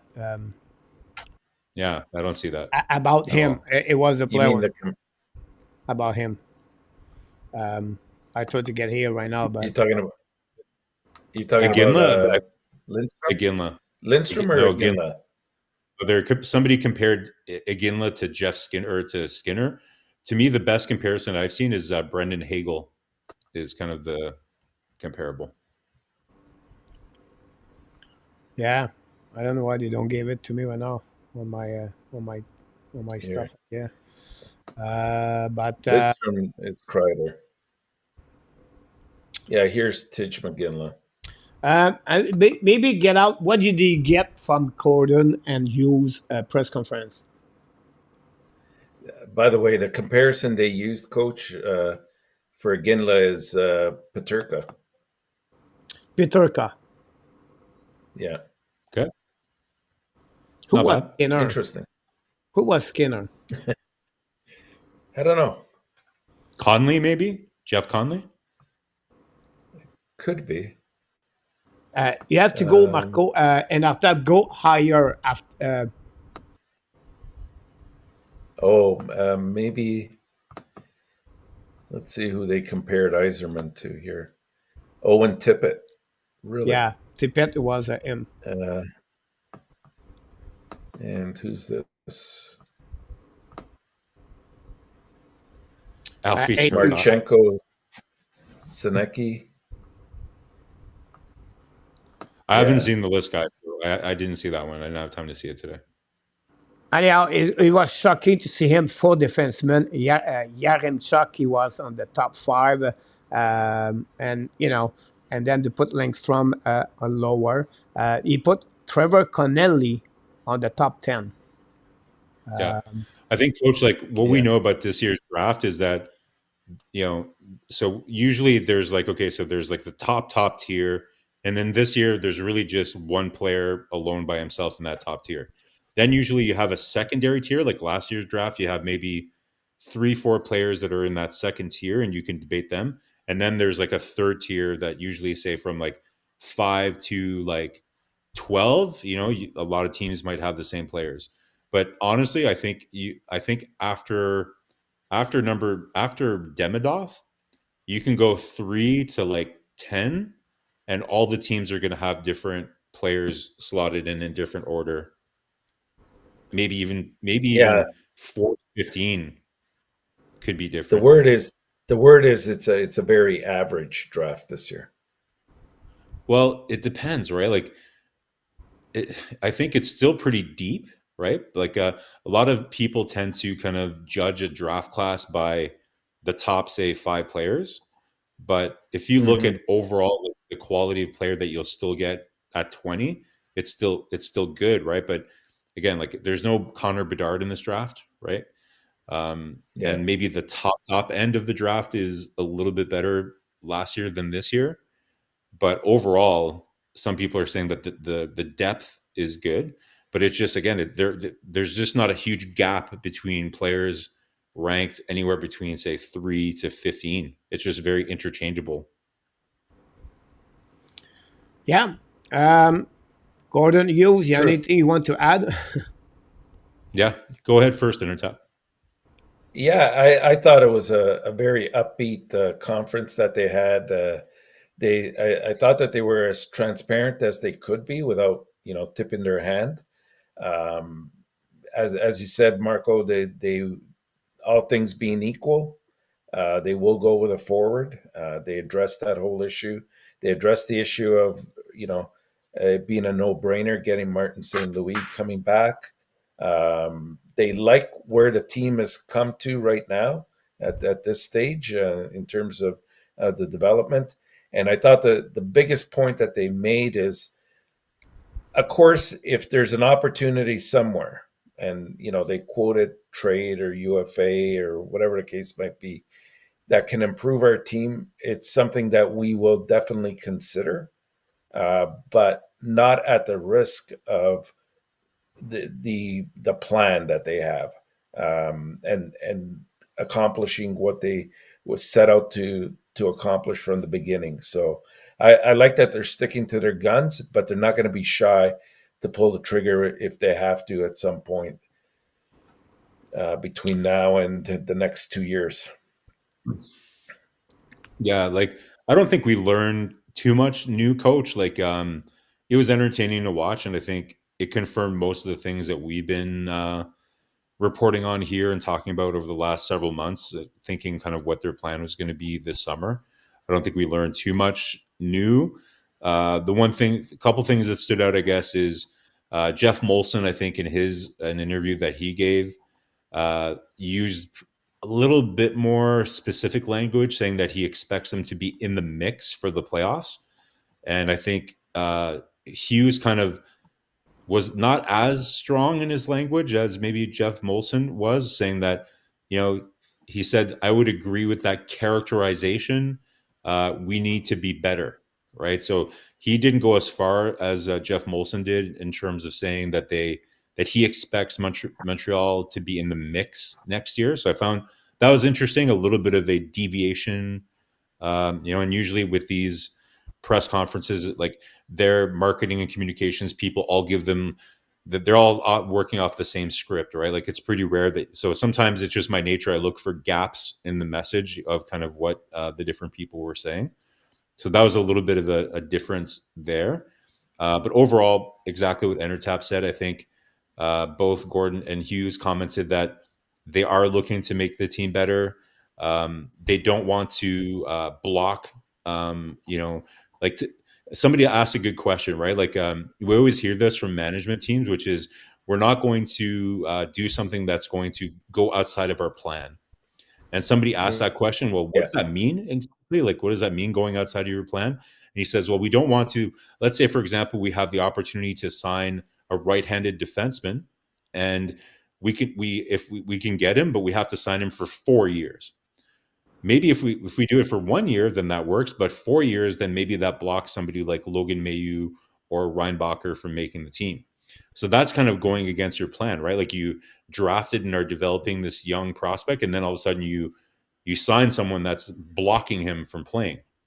So to me, that makes sense, right? So and I think overall, I think Kent Hughes, one thing we've learned from him is that he's extremely patient. So we're all hoping that he finds a deal similar to what we saw with Doc and Newhook this summer. Or maybe there's a good free agent signing out there for him that's not going to go against the plan like I just described. But if it's not there for him, it's just not there. And he's not going to do something just to do something. So, my headline a couple of weeks ago was, it's now time for them to perform. And again, like as I was watching the press conference, guys, it almost made me feel, it confirmed a lot of the things that we've been talking about here over the last several months, right? We talked about recently about how, it was everything that they've done so far was kind of easy. And even Jeff Gordon said that himself today, is like, so far the stuff that we did is kind of easy. Yeah. Now the hard Yeah. part comes of actually building the team. So I almost got off my sofa. I'm like, geez, it's like exactly what my headlines have been over the last several months, right? That there's that Ooh, phase one. Yeah. Ooh, ah. So yeah, like phase one is over of collecting assets. Now it's the hard part where they actually have to start building a team. That's really the hard part. So again, we didn't learn too much. I don't know if we're going to talk about some of the exit interviews, Coach, but there's one exit interview in particular that I wanted to talk about. I don't know if we have time put aside for that. Yeah, you can go with that. That's fine. Okay. So other than the management team, I did want to shout out Josh Anderson. I don't know if anybody else got to see his exit interview today, but I wanted to give props to him. Like he really did a mea culpa, as we say, in his exit interview. He made no excuses. He said, "Listen, guys, I have no excuse for how I played this year. I want to thank my teammates. I want to thank the coaching staff, and I want to thank the management team for continuing to believe in me, and that I can eventually be the type of player that I know that I can be. I need to go away this summer and reevaluate all that stuff." And he even talked about the mental side. I need to be able to, if I'm having a tough couple of weeks where I'm struggling, I need to figure out a way to mentally get over that, right? So very, to me, again, it's hard to admit you're wrong, and it's hard. It's human instinct to maybe kind of like protect yourself when the cameras are in front of you, and a lot of fans probably are wondering why you didn't have a good season. So it's not easy to come out there and just not make excuses for yourself and just admit that you had a bad season. And so listen, like, it's going to be very hard, guys, for Montreal to move away from Josh Anderson this summer. We all know that because of the contract that he has. Is Josh Anderson going to be the Yoel Armia of 24-25? Could he come back next year and find a new way to contribute to the team? we know he's not. We know who he is. He's never going to be a 30-goal scorer, 25-goal scorer. But can he be like a Gallagher this year, right? Like score 15 to 20 goals and just be useful, impact the game. We don't know. It's up to him as to whether he's going to do that. But to me, the first step in getting there was the press conference that he had, not making excuses, taking responsibility for him not having a good season. Let's hope that he has a good summer. Montreal fans, like we're stuck with this guy. So let's root for him. It's hard. It's hard enough, kind of being in this market. Let's hope he has a good summer and he can come back and have a better year next year. Yeah, for sure. That was a difficult situation for him all year. Yeah, It's I know it's Luke it's is almost moved to tears of Josh Anderson's press conference today. So I'm sure a lot of people felt that way too. But listen, like it's not easy to go out there and not make excuses and just take responsibility for something. Like it's not easy. yeah. Great point. I just want to resume it that way for me. Jeff Gordon is really impressed by Martin St. Louis on the daily job. That's the first one over there. I think that's the one. My second thing I would say to you, Montreal, is they said they were not afraid to pick a defenseman if he's the best player available on their board, or the player they're thinking is the best player they should get. Thirdly, I would say to you is that, and I feel this, they understood where they're at right now. And like Marko said, they don't want to modify the rebuild on the short term, but on long term, they see in the plan. But is the opportunity to make the team better by trade, by UFA, whatever it is, they will not hesitate to do a move. And finally, I think my feeling is they try to reward the players for upcoming year. When I said that, it's to give them better chance to win. Not just to make the Stanley Cup, but they have tried to make the team a little bit better, to have a better opportunity, not only for the players, not only for the staff, but for the fans at the same time. So that's a good thing about this.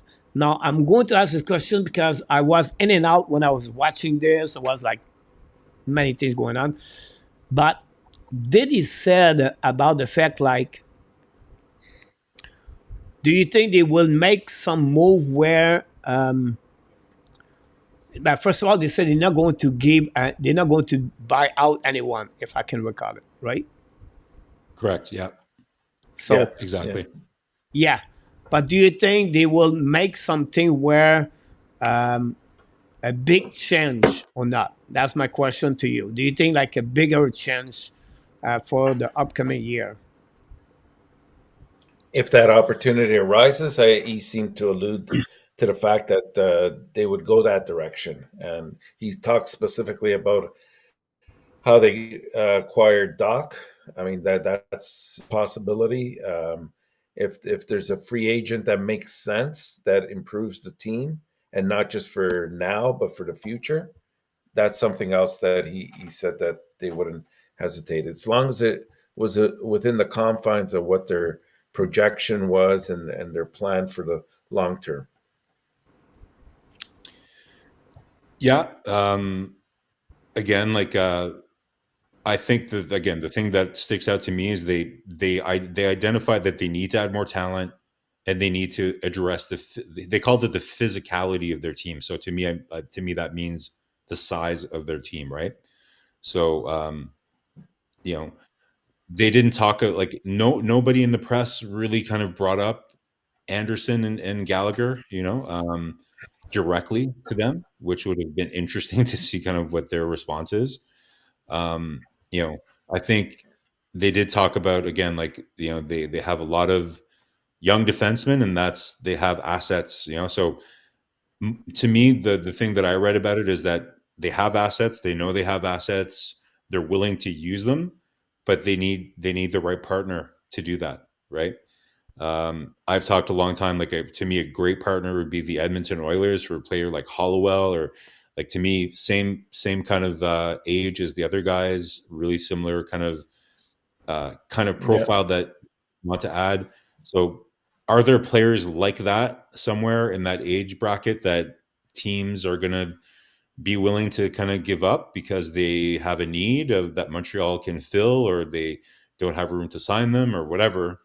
Those, they've proven, the Hughes management team has proven that they're very good at hunting down those opportunities. So let's just hope that they're successful doing it again. But coach, they didn't hint at anything very specific. And to be honest, like the media, I think was pretty easy on them. They didn't ask them a lot of tough questions, a lot of softballs, in my opinion. Softballs, yeah, that's true. That's good to hear that about that. Roy said rumor Pierre-Luc Dubois for Josh Anderson. Nope. So there you go. You don't want that rotten apple. Great point, A2, about that one there. Let's move on what we got here, guys. We have 40 now.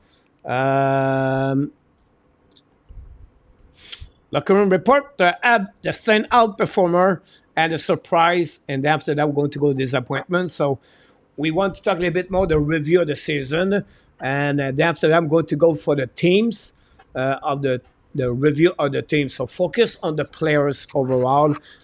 Your standout performer. You can go with one or two player, three player if you want to go. It's not like only one, but then I will just mess up. I would just give him my answer at the end. So one or two can start. No big deal. You go ahead, man. Sir, go ahead. Okay. No, you go ahead. Yeah, I kind of went through the list today and just mentally gave a grade to each of the players based on what we saw during the course of the year. So, I mean, obviously, Suzuki continues to show improvement from year to year, and he's rounded himself out to be that number one center. He's a very good captain from everything that we're witnessing and how he's representing not only the team but the community as well.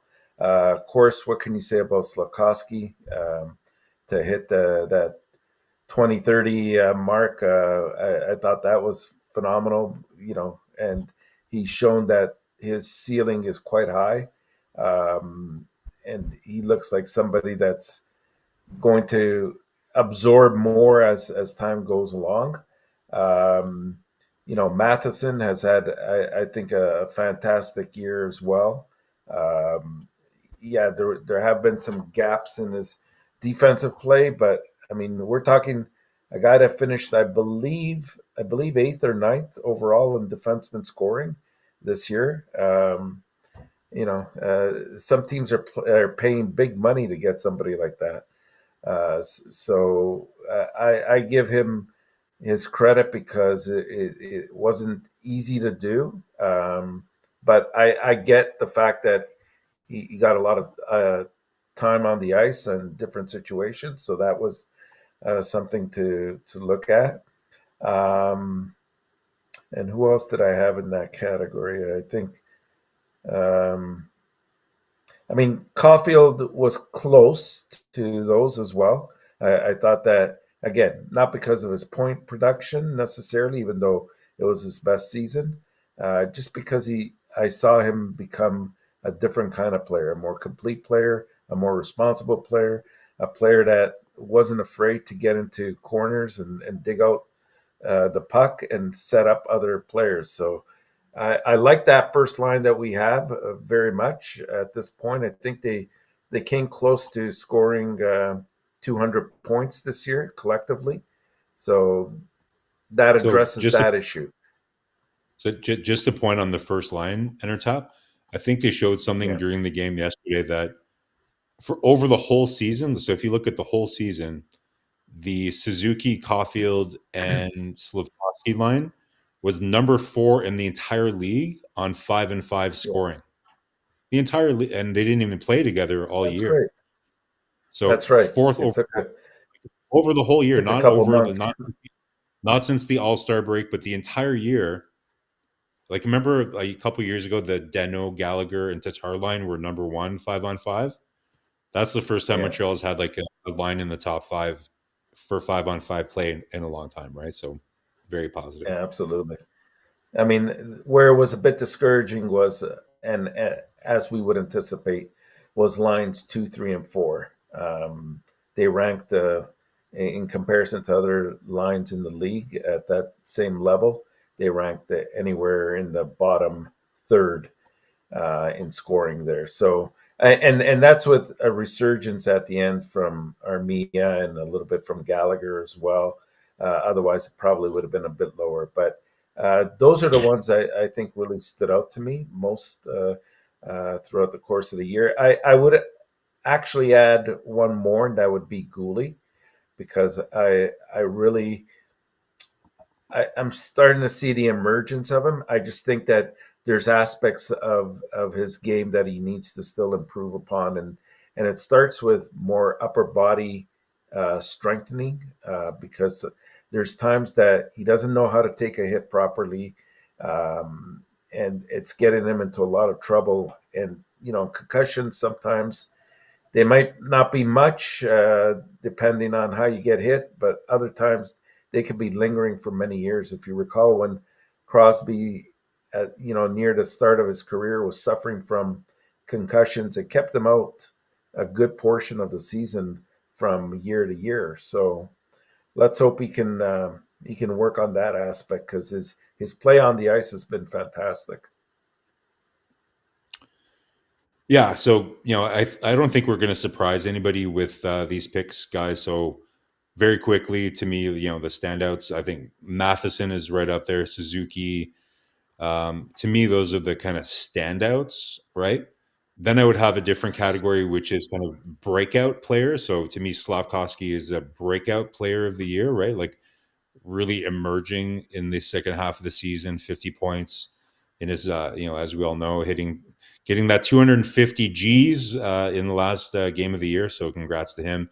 So that's kind of like the breakout player of the year. And then to me, I guess the under kind of appreciated or unsung story I think of this season is Alex Newhook. To be honest, it really grew on me, especially when he came back from injury. Um, I think he's going to be a really valuable piece moving forward. He just brings something a bit different. The speed that he brings to the game.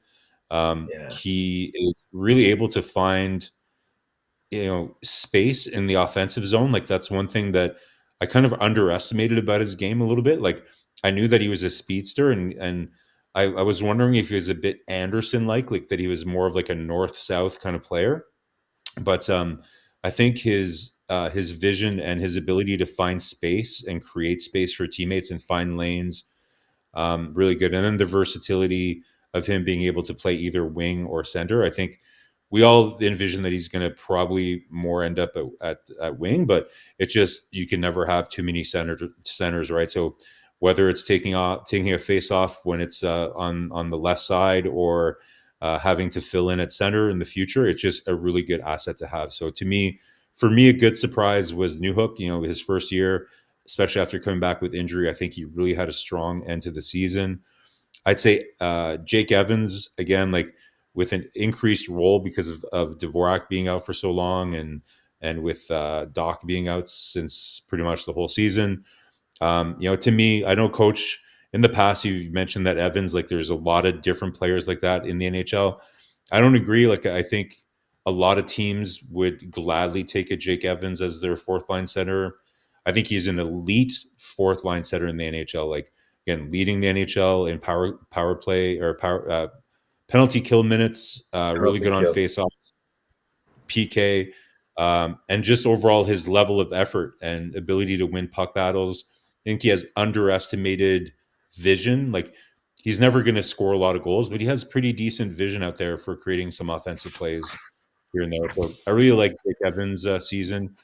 Um, we're going to talk about disappointments later. Just to finish, I know this might be a bit controversial thing to say, and I think I'm Again, probably in the. I know. I'm in the minority of people that think this, but I don't think I can agree that I saw a big jump in Gooley's play this year. I'm not saying he played bad. I'm not saying I didn't see him regress from last year, but I don't see I know he played a lot more minutes and he was a lot more consistent. I don't see it, guys. I don't see a huge I just progression. I Go ahead. just think he was shutting down uh, a lot of the key players this year in different games that he wasn't doing the year before, to be honest. All right, I And don't then see that it. to me is yeah. For me, it's I don't just see about Marko. Where I'm disagree with you is about he played a ton of minutes on the first it. pairing defenseman, and he played on the wrong side. On the wrong side, yeah. So this Not is the the whole two season. element of his Not the whole game season. don't show, but on the performance overall, and I know, but to play with Mike Madison is not easy at the end of the day too. But For he didn't play on his right side. He didn't play right side all season, coach. I'm sorry, He played like maybe 30. He didn't play on the right side all season. He played on his left side at least 30 games. when he played He played on the on the wrong side, he sent Justin Barron down, Barron, um, yeah. and then that would then make the move after that, and that gave better chance on the left side to have that. That's the reason he played more game on the LD, on the RLD versus the LD. But for me, he really have a good year overall as a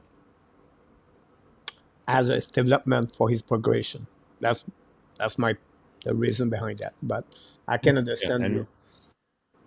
yeah, like again, I'm not saying he had a bad year, and I think that it was a very good, like it was a very important year for him in his development because, like Saint Louis says all the time, you can't buy those reps. So I think it was a good season for Gouli, and I think it was good for his development. It's not that I don't like him. Like I'm not hating on Caden Gouli. I'm just saying that in his overall game, in terms of how he plays, how he's able to kind of break out the puck, how he's able to kind of like get himself out of trouble in his zone, things like that. I didn't see a huge there. His defending, I'd say, was as good. I didn't see much progress in his offensive game either. So to me, not bad. Like it's not like he regressed. I guess you could argue that because his role was increased, if his level stayed the same, but he was playing more, in a way, you can say that that is impressive.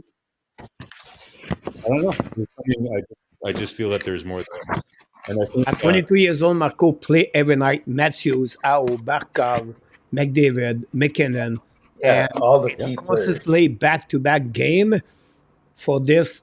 This is a good development. Is a good progression for Caden I Cole. agree. In my opinion, he is the best 20 defenseman minutes. for the Montreal Canadiens under 23 years old. 22 Hard minutes to argue or no, 21 minutes every night on average. that. So I that's I pretty can't good. disagree with like so everything you said is true.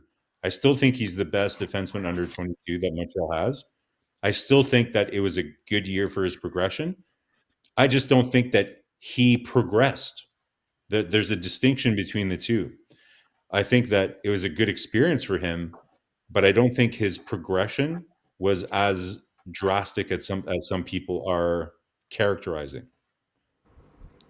I don't know how else to explain it, but But we'll see. You have Roy a makes a question good for point. you. Yeah, there you go, Marco. Well, go ahead. I was going to say Enortap and I didn't mention Armia in our list of surprises. Like it's hard not to mention Armia. Obviously, is the biggest redemption story of the year. For sure for Montreal. So huge honorable mention to Armia in terms of surprises or redemption Come stories back. for this year. Gallagher too. Really good bounce back for him this year. Yeah. Yeah. I will keep this very simple, guys. The send out on my performance for me. I've only one. He's my VP. My MVP is Nick Zuski. Um, uh, Nick from the beginning to the end. Did not miss any game. Most of the year, he have a great year consistency and maybe a slump at beginning at the December or something like that. And he stepped up after the challenge. When I said that, 1 million left. This is a big hold for the on the structure of the Montreal Canadiens to lose a guy like Sean Monahan. And Nick Ski, he pick up the with Sakaski and Caulfield. And for me, responsible about the pressure he has in Montreal to be a captain for the Montreal Canadiens and still performing, did not miss any game, and or he make the team better overall. This is my MVP. This is my standout performance for the Montreal Canadiens. You can go with other players, everything like that. Yes. My surprise, I have two. Um, like you said, Marco, Alex Newhook. My expectation, Newhook, it was not the number, the point overall a little bit higher. The number to go not is still, but I know he played less game, right? So his number a little bit more what my expectation was. But the way he played, Marco, I believe he drive that second line right now. We can call this the second line right now. He's the guy drive that line. Send money on left. And you took a big piece of the puzzle right there. Whatever you put Joshua Roy, you put Armia, and you put Gallagher, they really step up around him. So for me, New York is really one of my surprise. Yes, I will be equal with that part. Mario Amia and Brandon Gallagher are my two other surprise for the Montreal Canadiens. I would never thought Gallagher is going to play the 82 game Montreal Canadiens, first of all. And secondly, he gets suspended.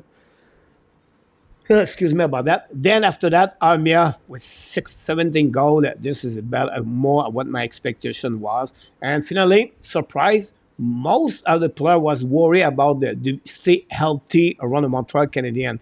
I understand Kirby Dak, but Caulfield, he stay healthy. Suzuki stay healthy. Gallagher stay healthy. And I can go with fun players for the Montreal Canadiens. So overall, they are my surprise and my top performance for the Montreal Canadiens. So I don't know if you want to add something there. No, I think that's a good That's list, fair. Coach. Like I said, props to me. The only one off your list there is I think Jake Evans again. Like really kind of played some really important roles for Montreal. You know, with the lack of depth that they had this year, I think he really stepped up and I think proved that he's going to be a valuable part of the team moving forward here. And once he's slotted in the right place, you know. So I think Jake Evans deserves to be in that group of players that had good, solid years for Montreal. David Savard too. Savard is in there. Of Awesome. course. Yeah. We're still hitting the 11 o'clock. You want to continue or Yeah, I can go. okay Sure. with you? All right. Anyone think Marcus Naslund retired too early? About that. From Bain, we heard Jeff Gardner just announced he's retired as a hockey player. So thanks so much for information about this. The next thing, guys, is about the Montreal Canadiens, the bilan 2023-2024. This is about the stat for the team. The first column is all about what they got last season, and the 2024, this is the season of this year. Less W, more point, 4 goal more, and then the less 18 goal less, and then the power play increasing of 1%, honestly 1.4, and then the PK guys increasing approximately about 4% at 3.8. This is the big number. I can go like you know what I mean. But what do you think about overall the Montreal Canadiens? And they have on the social media, Marco. I don't know if you follow, but they have a lot of disagreement overall about the performance of Montreal Canadiens on the players. Most of the people are, you know, positive, but on the team overall, talking about the good people, I'm going to get shoot, but it's okay. Norman Flynn, Guy Carbonneau. I look at RDS today more, and then I check. So, what is your thought about that? Yeah. Sorry, go ahead first, man. Go ahead.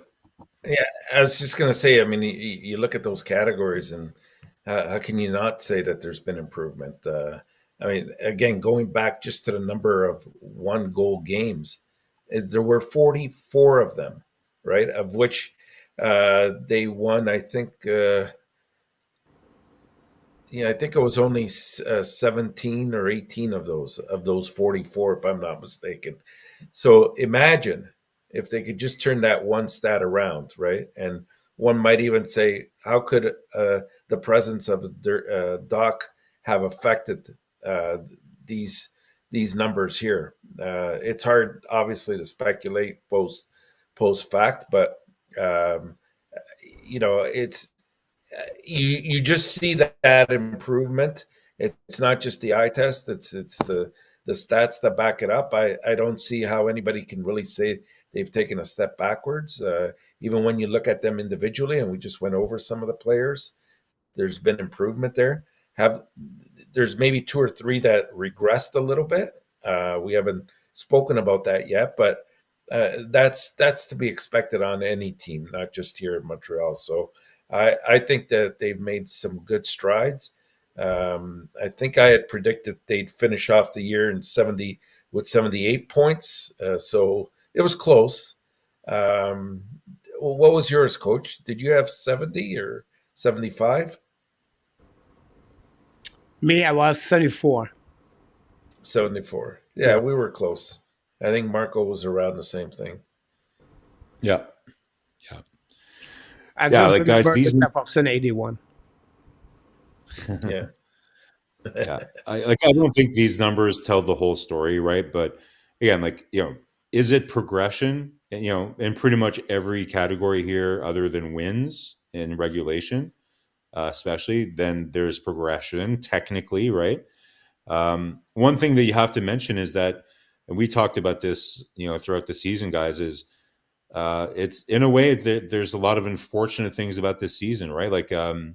Not having a full season of Doc and Newhook makes it harder for the management team to really evaluate where this team actually is in terms of the assets that it has, right?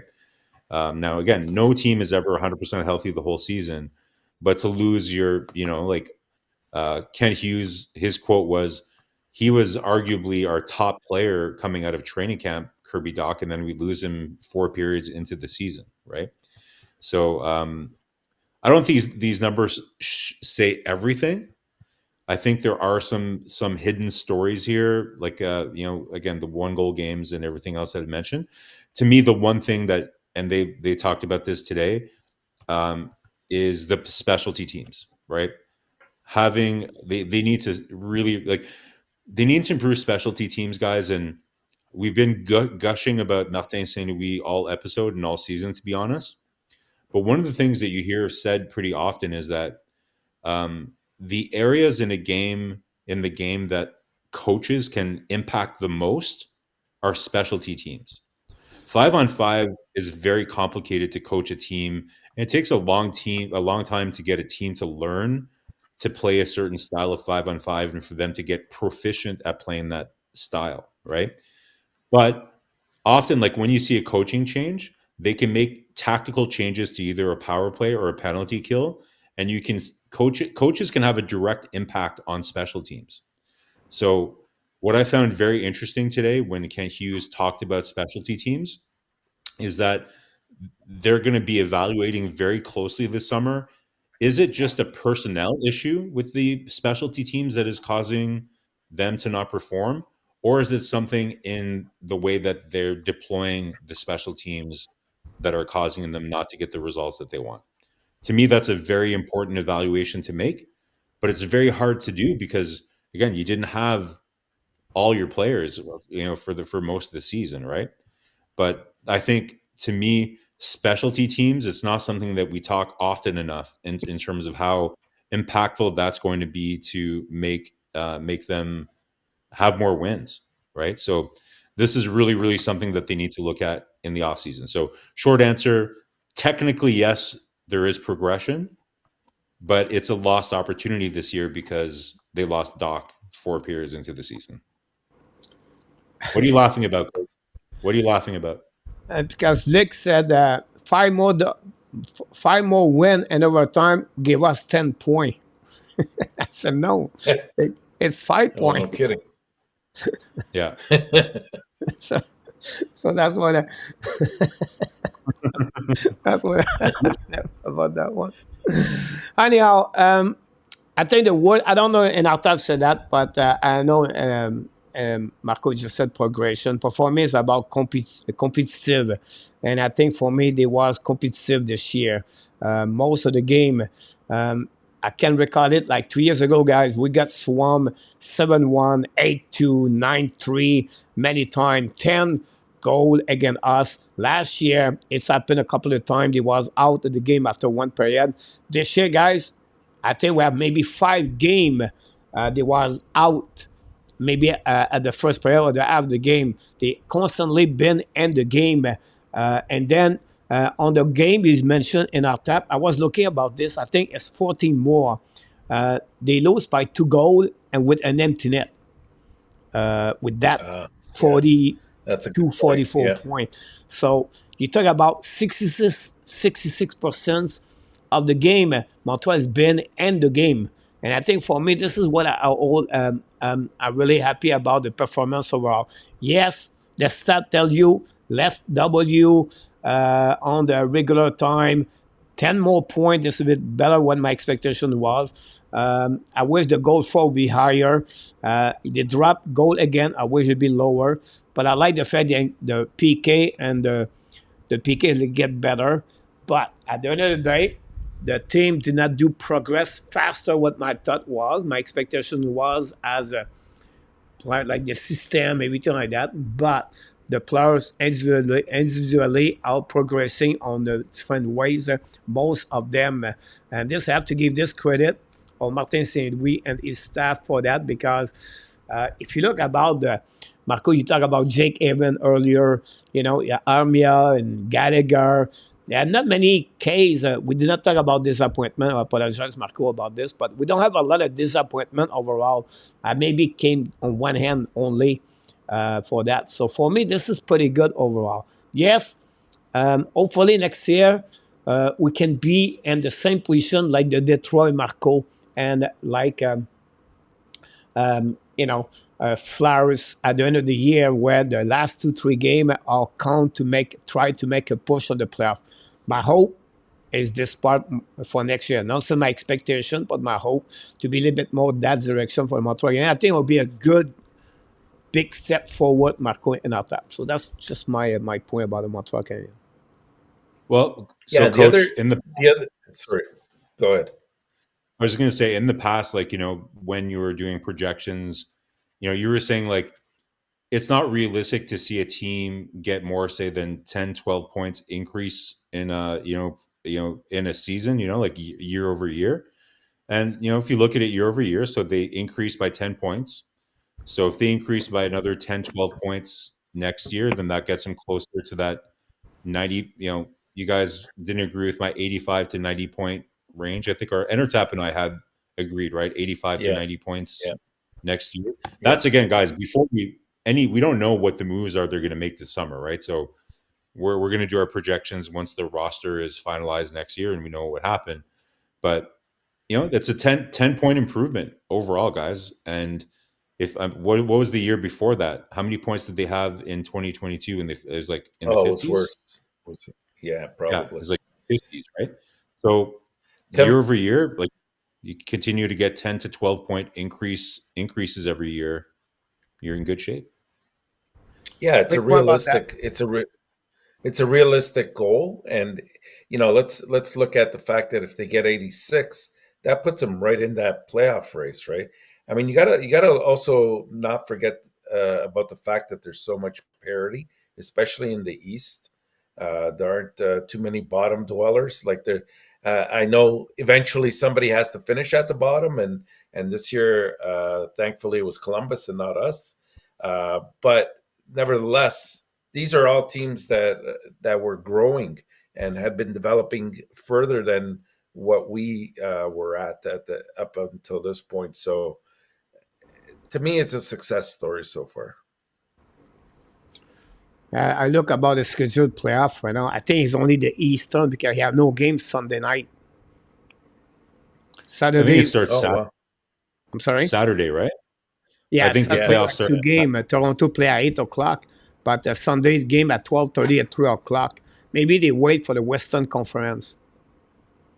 Yeah, I don't think the matchups are finalized yet. Yeah, so that's maybe the only reason I said that. 5 more wins Which than one's the Hutson about that. I agree with. I apologize. I forgot about the disappointment. And one player, it cannot be the same. Ilonen for me.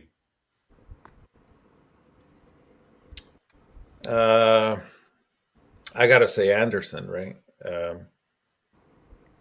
I mean, to have the kind of production he had this year, or lack of, I did not see that coming.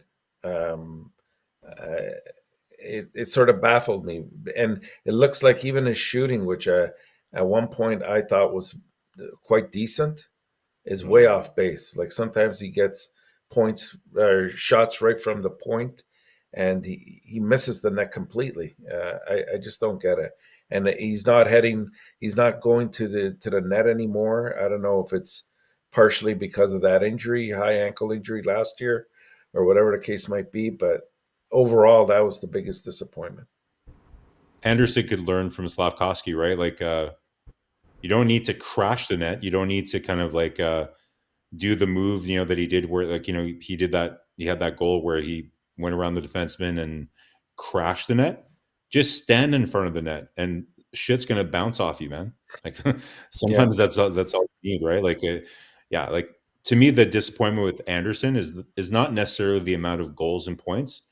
It's just the fact that he, with his toolkit, he has the ability to be and he mentioned again, he mentioned it in his own press conference today that he needs to learn how to impact the game when he's not scoring. And that's exactly true.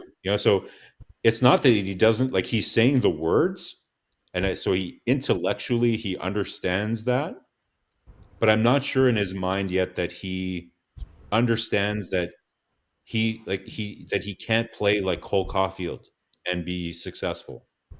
If you look at Anderson, but he's you know always what, trying. Marco? You know what really bothers me to a degree is the fact that Montreal has offered some resources for him, mental health Yeah, coach, just to sort of, and he hasn't taken him up on that. I think it's one thing. I get the pride element, but nowadays he shouldn't be looking at it from that perspective because right now it's great that he owned up to it, but for me it's just words at this point until he can prove otherwise. yeah, Just the last game, Marco, the mistake he did at the blue line with send the pucks this is like awareness, right? This is like a crack. This is like this my white ball would fly around the rink, me right away there, um, because this is just a judgment. This is decision where how can you send the puck there? Like that's crazy in my opinion. So anyway, I don't want to go too much about this disappointment, but this is the Usher 206 on the balcony. Did not do a very good job all year long, but we're going to go with. The choice is limited right now, right? You get about Ireland and that one. I know, Marco, you're not going to like my answer, but I'm going to give you two. RHP, RHP.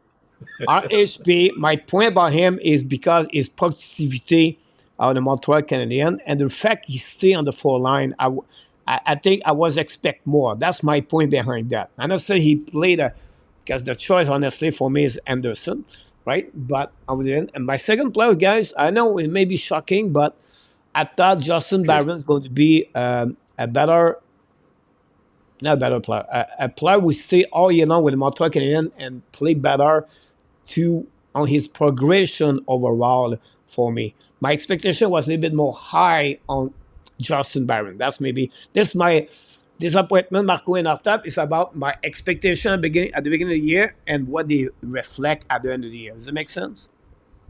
Yeah. yeah, makes sense. And like again, you guys, yeah, it's not that you can't disagree that RHP had a disappointing season, right? Like there's no question about that.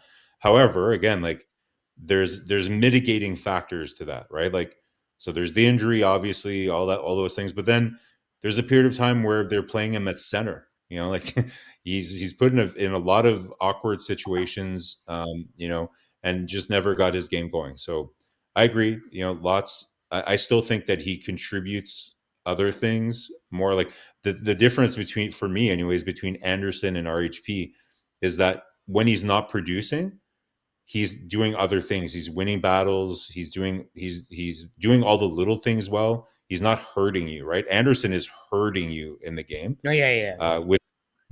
With Barron, That's it's fair. with Barron, it's I think he shows it's such a weird thing, right? Because he shows so many nice flashes, especially on the offensive side. It's just really kind of his ability to kind of play a bit of a harder game in his own end, that makes it problematic for him, right? But no, I think those are fair points there for sure. Gigi Corville is in the house. I apologize. I see him earlier, but I didn't mention his name, so I apologize for that. I'm Nate and Matthew Olivier to project all the young talent. Over Pesada, I agree with you about that. A2 comments on this one. Barron was a victim of the overload of the blue line for the Habs. He would have been kept on many other team roster in the NHL about that. I think for me, what you can say, Patrick, you're absolutely a little bit right about this because he was the one with no waiver, so that's maybe one reason about that for this. And then we talk about the good or bad year for the Montreal Canadiens. It was the public about this, but I want to give you one more thing, guys. I wish you could do this a bit more during the year, but we didn't do it. I will keep you two things to finish the show tonight, and for the people who know what's going on with us. For the next tonight, guys, we'll talk about the NHL playoff. The bracket we're going to start is already on our way. You can go participate. Let's just put the link about that. I'm going to talk about also the NHL draft, and so you can join us the next tonight. Thursday, Friday, we have a couple of hosts that's going to join me live talking about the NHL playoff, and then about upcoming the next couple of days, what's going on around the NHL. It's called the pot pourri. It's a bit French, I will say to you, but they are the comments about people said on the social media, and you have to be agree or disagree. So I don't have a lot. I just start this tonight just to see what you look like. And again, you can give us your comments. The first one, Marko. Agree or disagree? Simon Boisvert, Mayu is only a sixth defenseman in NHL. Disagree. Disagree. Enortap? Disagree. All right. The panel said disagree about this. Simon Boisvert did not stop. He go a little bit farther. I know.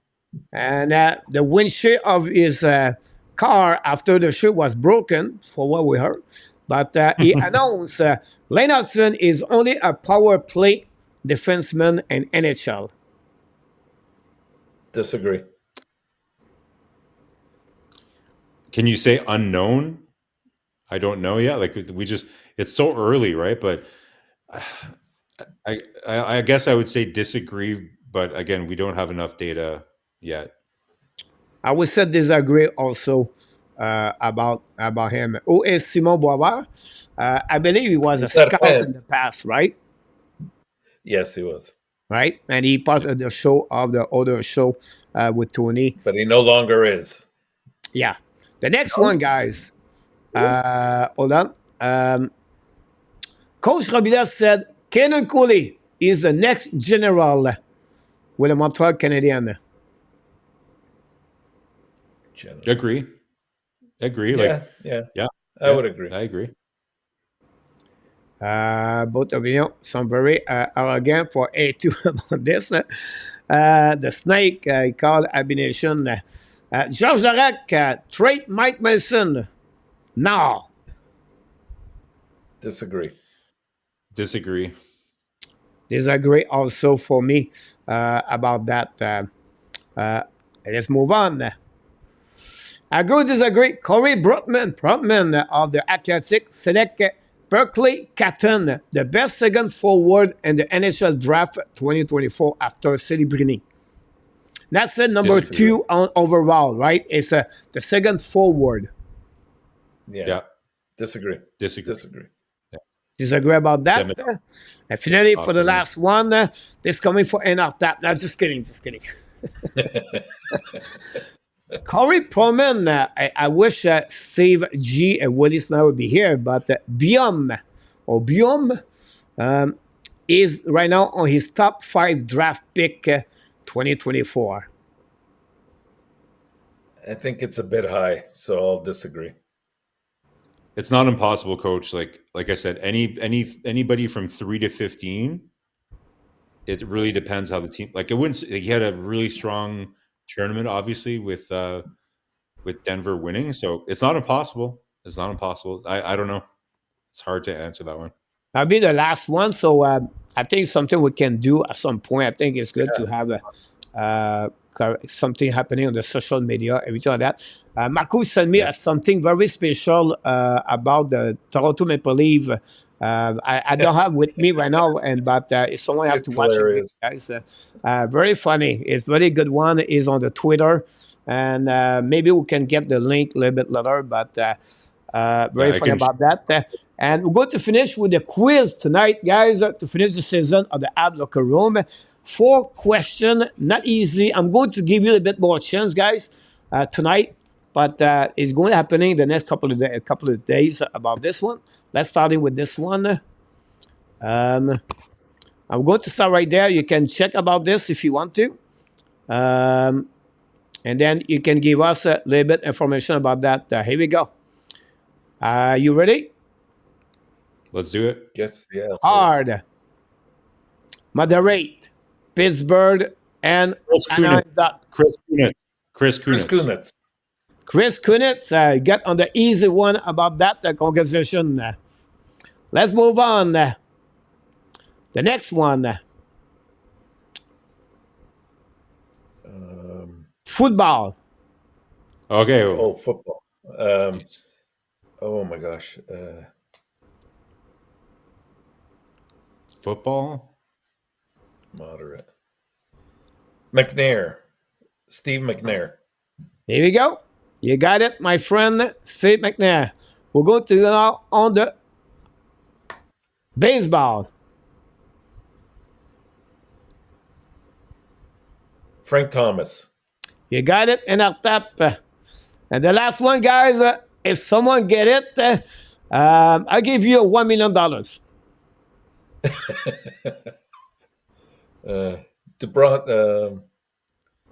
What sport, Coach? What sport?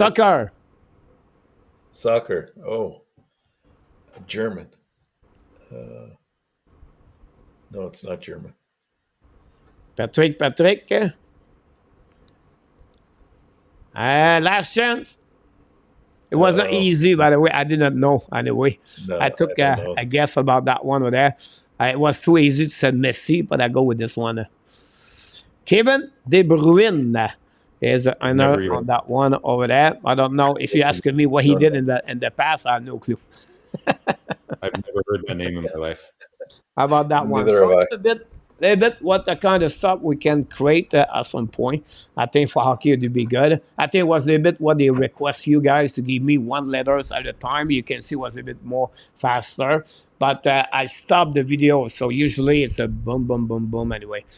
My friend, this is the end. The Habs Locker Room Report, the season review of the Montreal Canadiens tonight, and that's conclude our first year of the Habs Locker Room Report. We create over 25 shows this year, all together with Marko and Enortap every Wednesday night. And what happens during the summer, but we're going to do other shows, and not like that one, but we're going to be returning next year. Of course, during the month of September, when the Montreal Canadiens are going to return. But I want to thank both of them to be with me all year long. We really appreciate your support, first of all, but also your knowledge about hockey. I think the fans of the Hockey Nation and the Habs Nation benefit of both of you to be with me every night when you can. And for your availability, it's really nice to know that, first of all, and to see that too. And of course, we are really thankful and grateful to have both of you guys with the Hockey Nation. I think, Marko, it's your full year, right, Marko? I think so. Right? I think so. Yeah. Yeah. He came last season, but full year this year. And Enortap, you're year number 3, I believe. Yes, that's correct. There we go. So I will let you finish the last word of the show, my friend. And we want to thank all the moderators, RG Calabro, and other people join us every Wednesday night. There are no weekly recap anymore, so we're going to go on the summer for both of them. But you have other shows you're going to join me like the next 2 days. But we have no title yet. And the summer we're going to create at least one show per week about the Montreal Canadiens. But until the playoff is still live, until the winner of the Stanley Cup, we now have any show on the particular night because we try to give you all the game of the playoff live stream. And here you go, Marko. We have the one of the last word of the night. Well, yeah, again, thanks to everybody for joining us this season. Gentlemen, it's a pleasure to do this with you. Guys in the chat, if you have suggestions on what you'd like to see next season in the show, like anything you think we can improve or do better, this show is for you guys. So we'd love to hear, leave in the comments of this video if there's anything that you'd like to see us improve on or what you'd like to see next year. But huge pleasure. It was a fun season, tough season, but looking forward to next year. And it was a pleasure doing this again with you guys this year. And after Coach, thank you for being the general in all of this. It's been a great season again. Marko, fantastic working with you all year. And I'm starting to see that you're agreeing more with some of my opinions now. So that's a good sign, I think. But I'd like to thank the entire Hockey Nation because if it weren't for them, we wouldn't be here, obviously. You're absolutely right about this and Enortap. And then I will add also one person work a lot behind the scenes every night is Luciano Graziano, guys. I know Ron pop up a lot of time, but Luciano has been here with us. Look like Hutson. We have a couple of people come up all the time. Patrick, Luc, then Larry Lavallée, many others, guys. We really appreciate you guys. You support to be here every night and to be a big fan of the Hockey Nation show. We're not big, but one thing we know, we are a family and we all together. So until we last, so one more time, guys, because that's who they are. You are awesome. You are amazing. You are the best. And remember, you have greatness inside of you. We're going to be back tomorrow night at 9 o'clock p.m. Until then, my friend, be well, be healthy. Find a way not only dominate your day, but find a way to dominate the first app of what, Marko? Your 2024. You did it again. Have an amazing, great night, everybody. And of course, the Hockey Nation show and the Habs Nation want to tell you one more thing. We love you, people. Thanks, Marko and Enortap. I look forward to seeing you until the next time. Good night, everybody. Good night, everyone. Thanks, guys. Good night.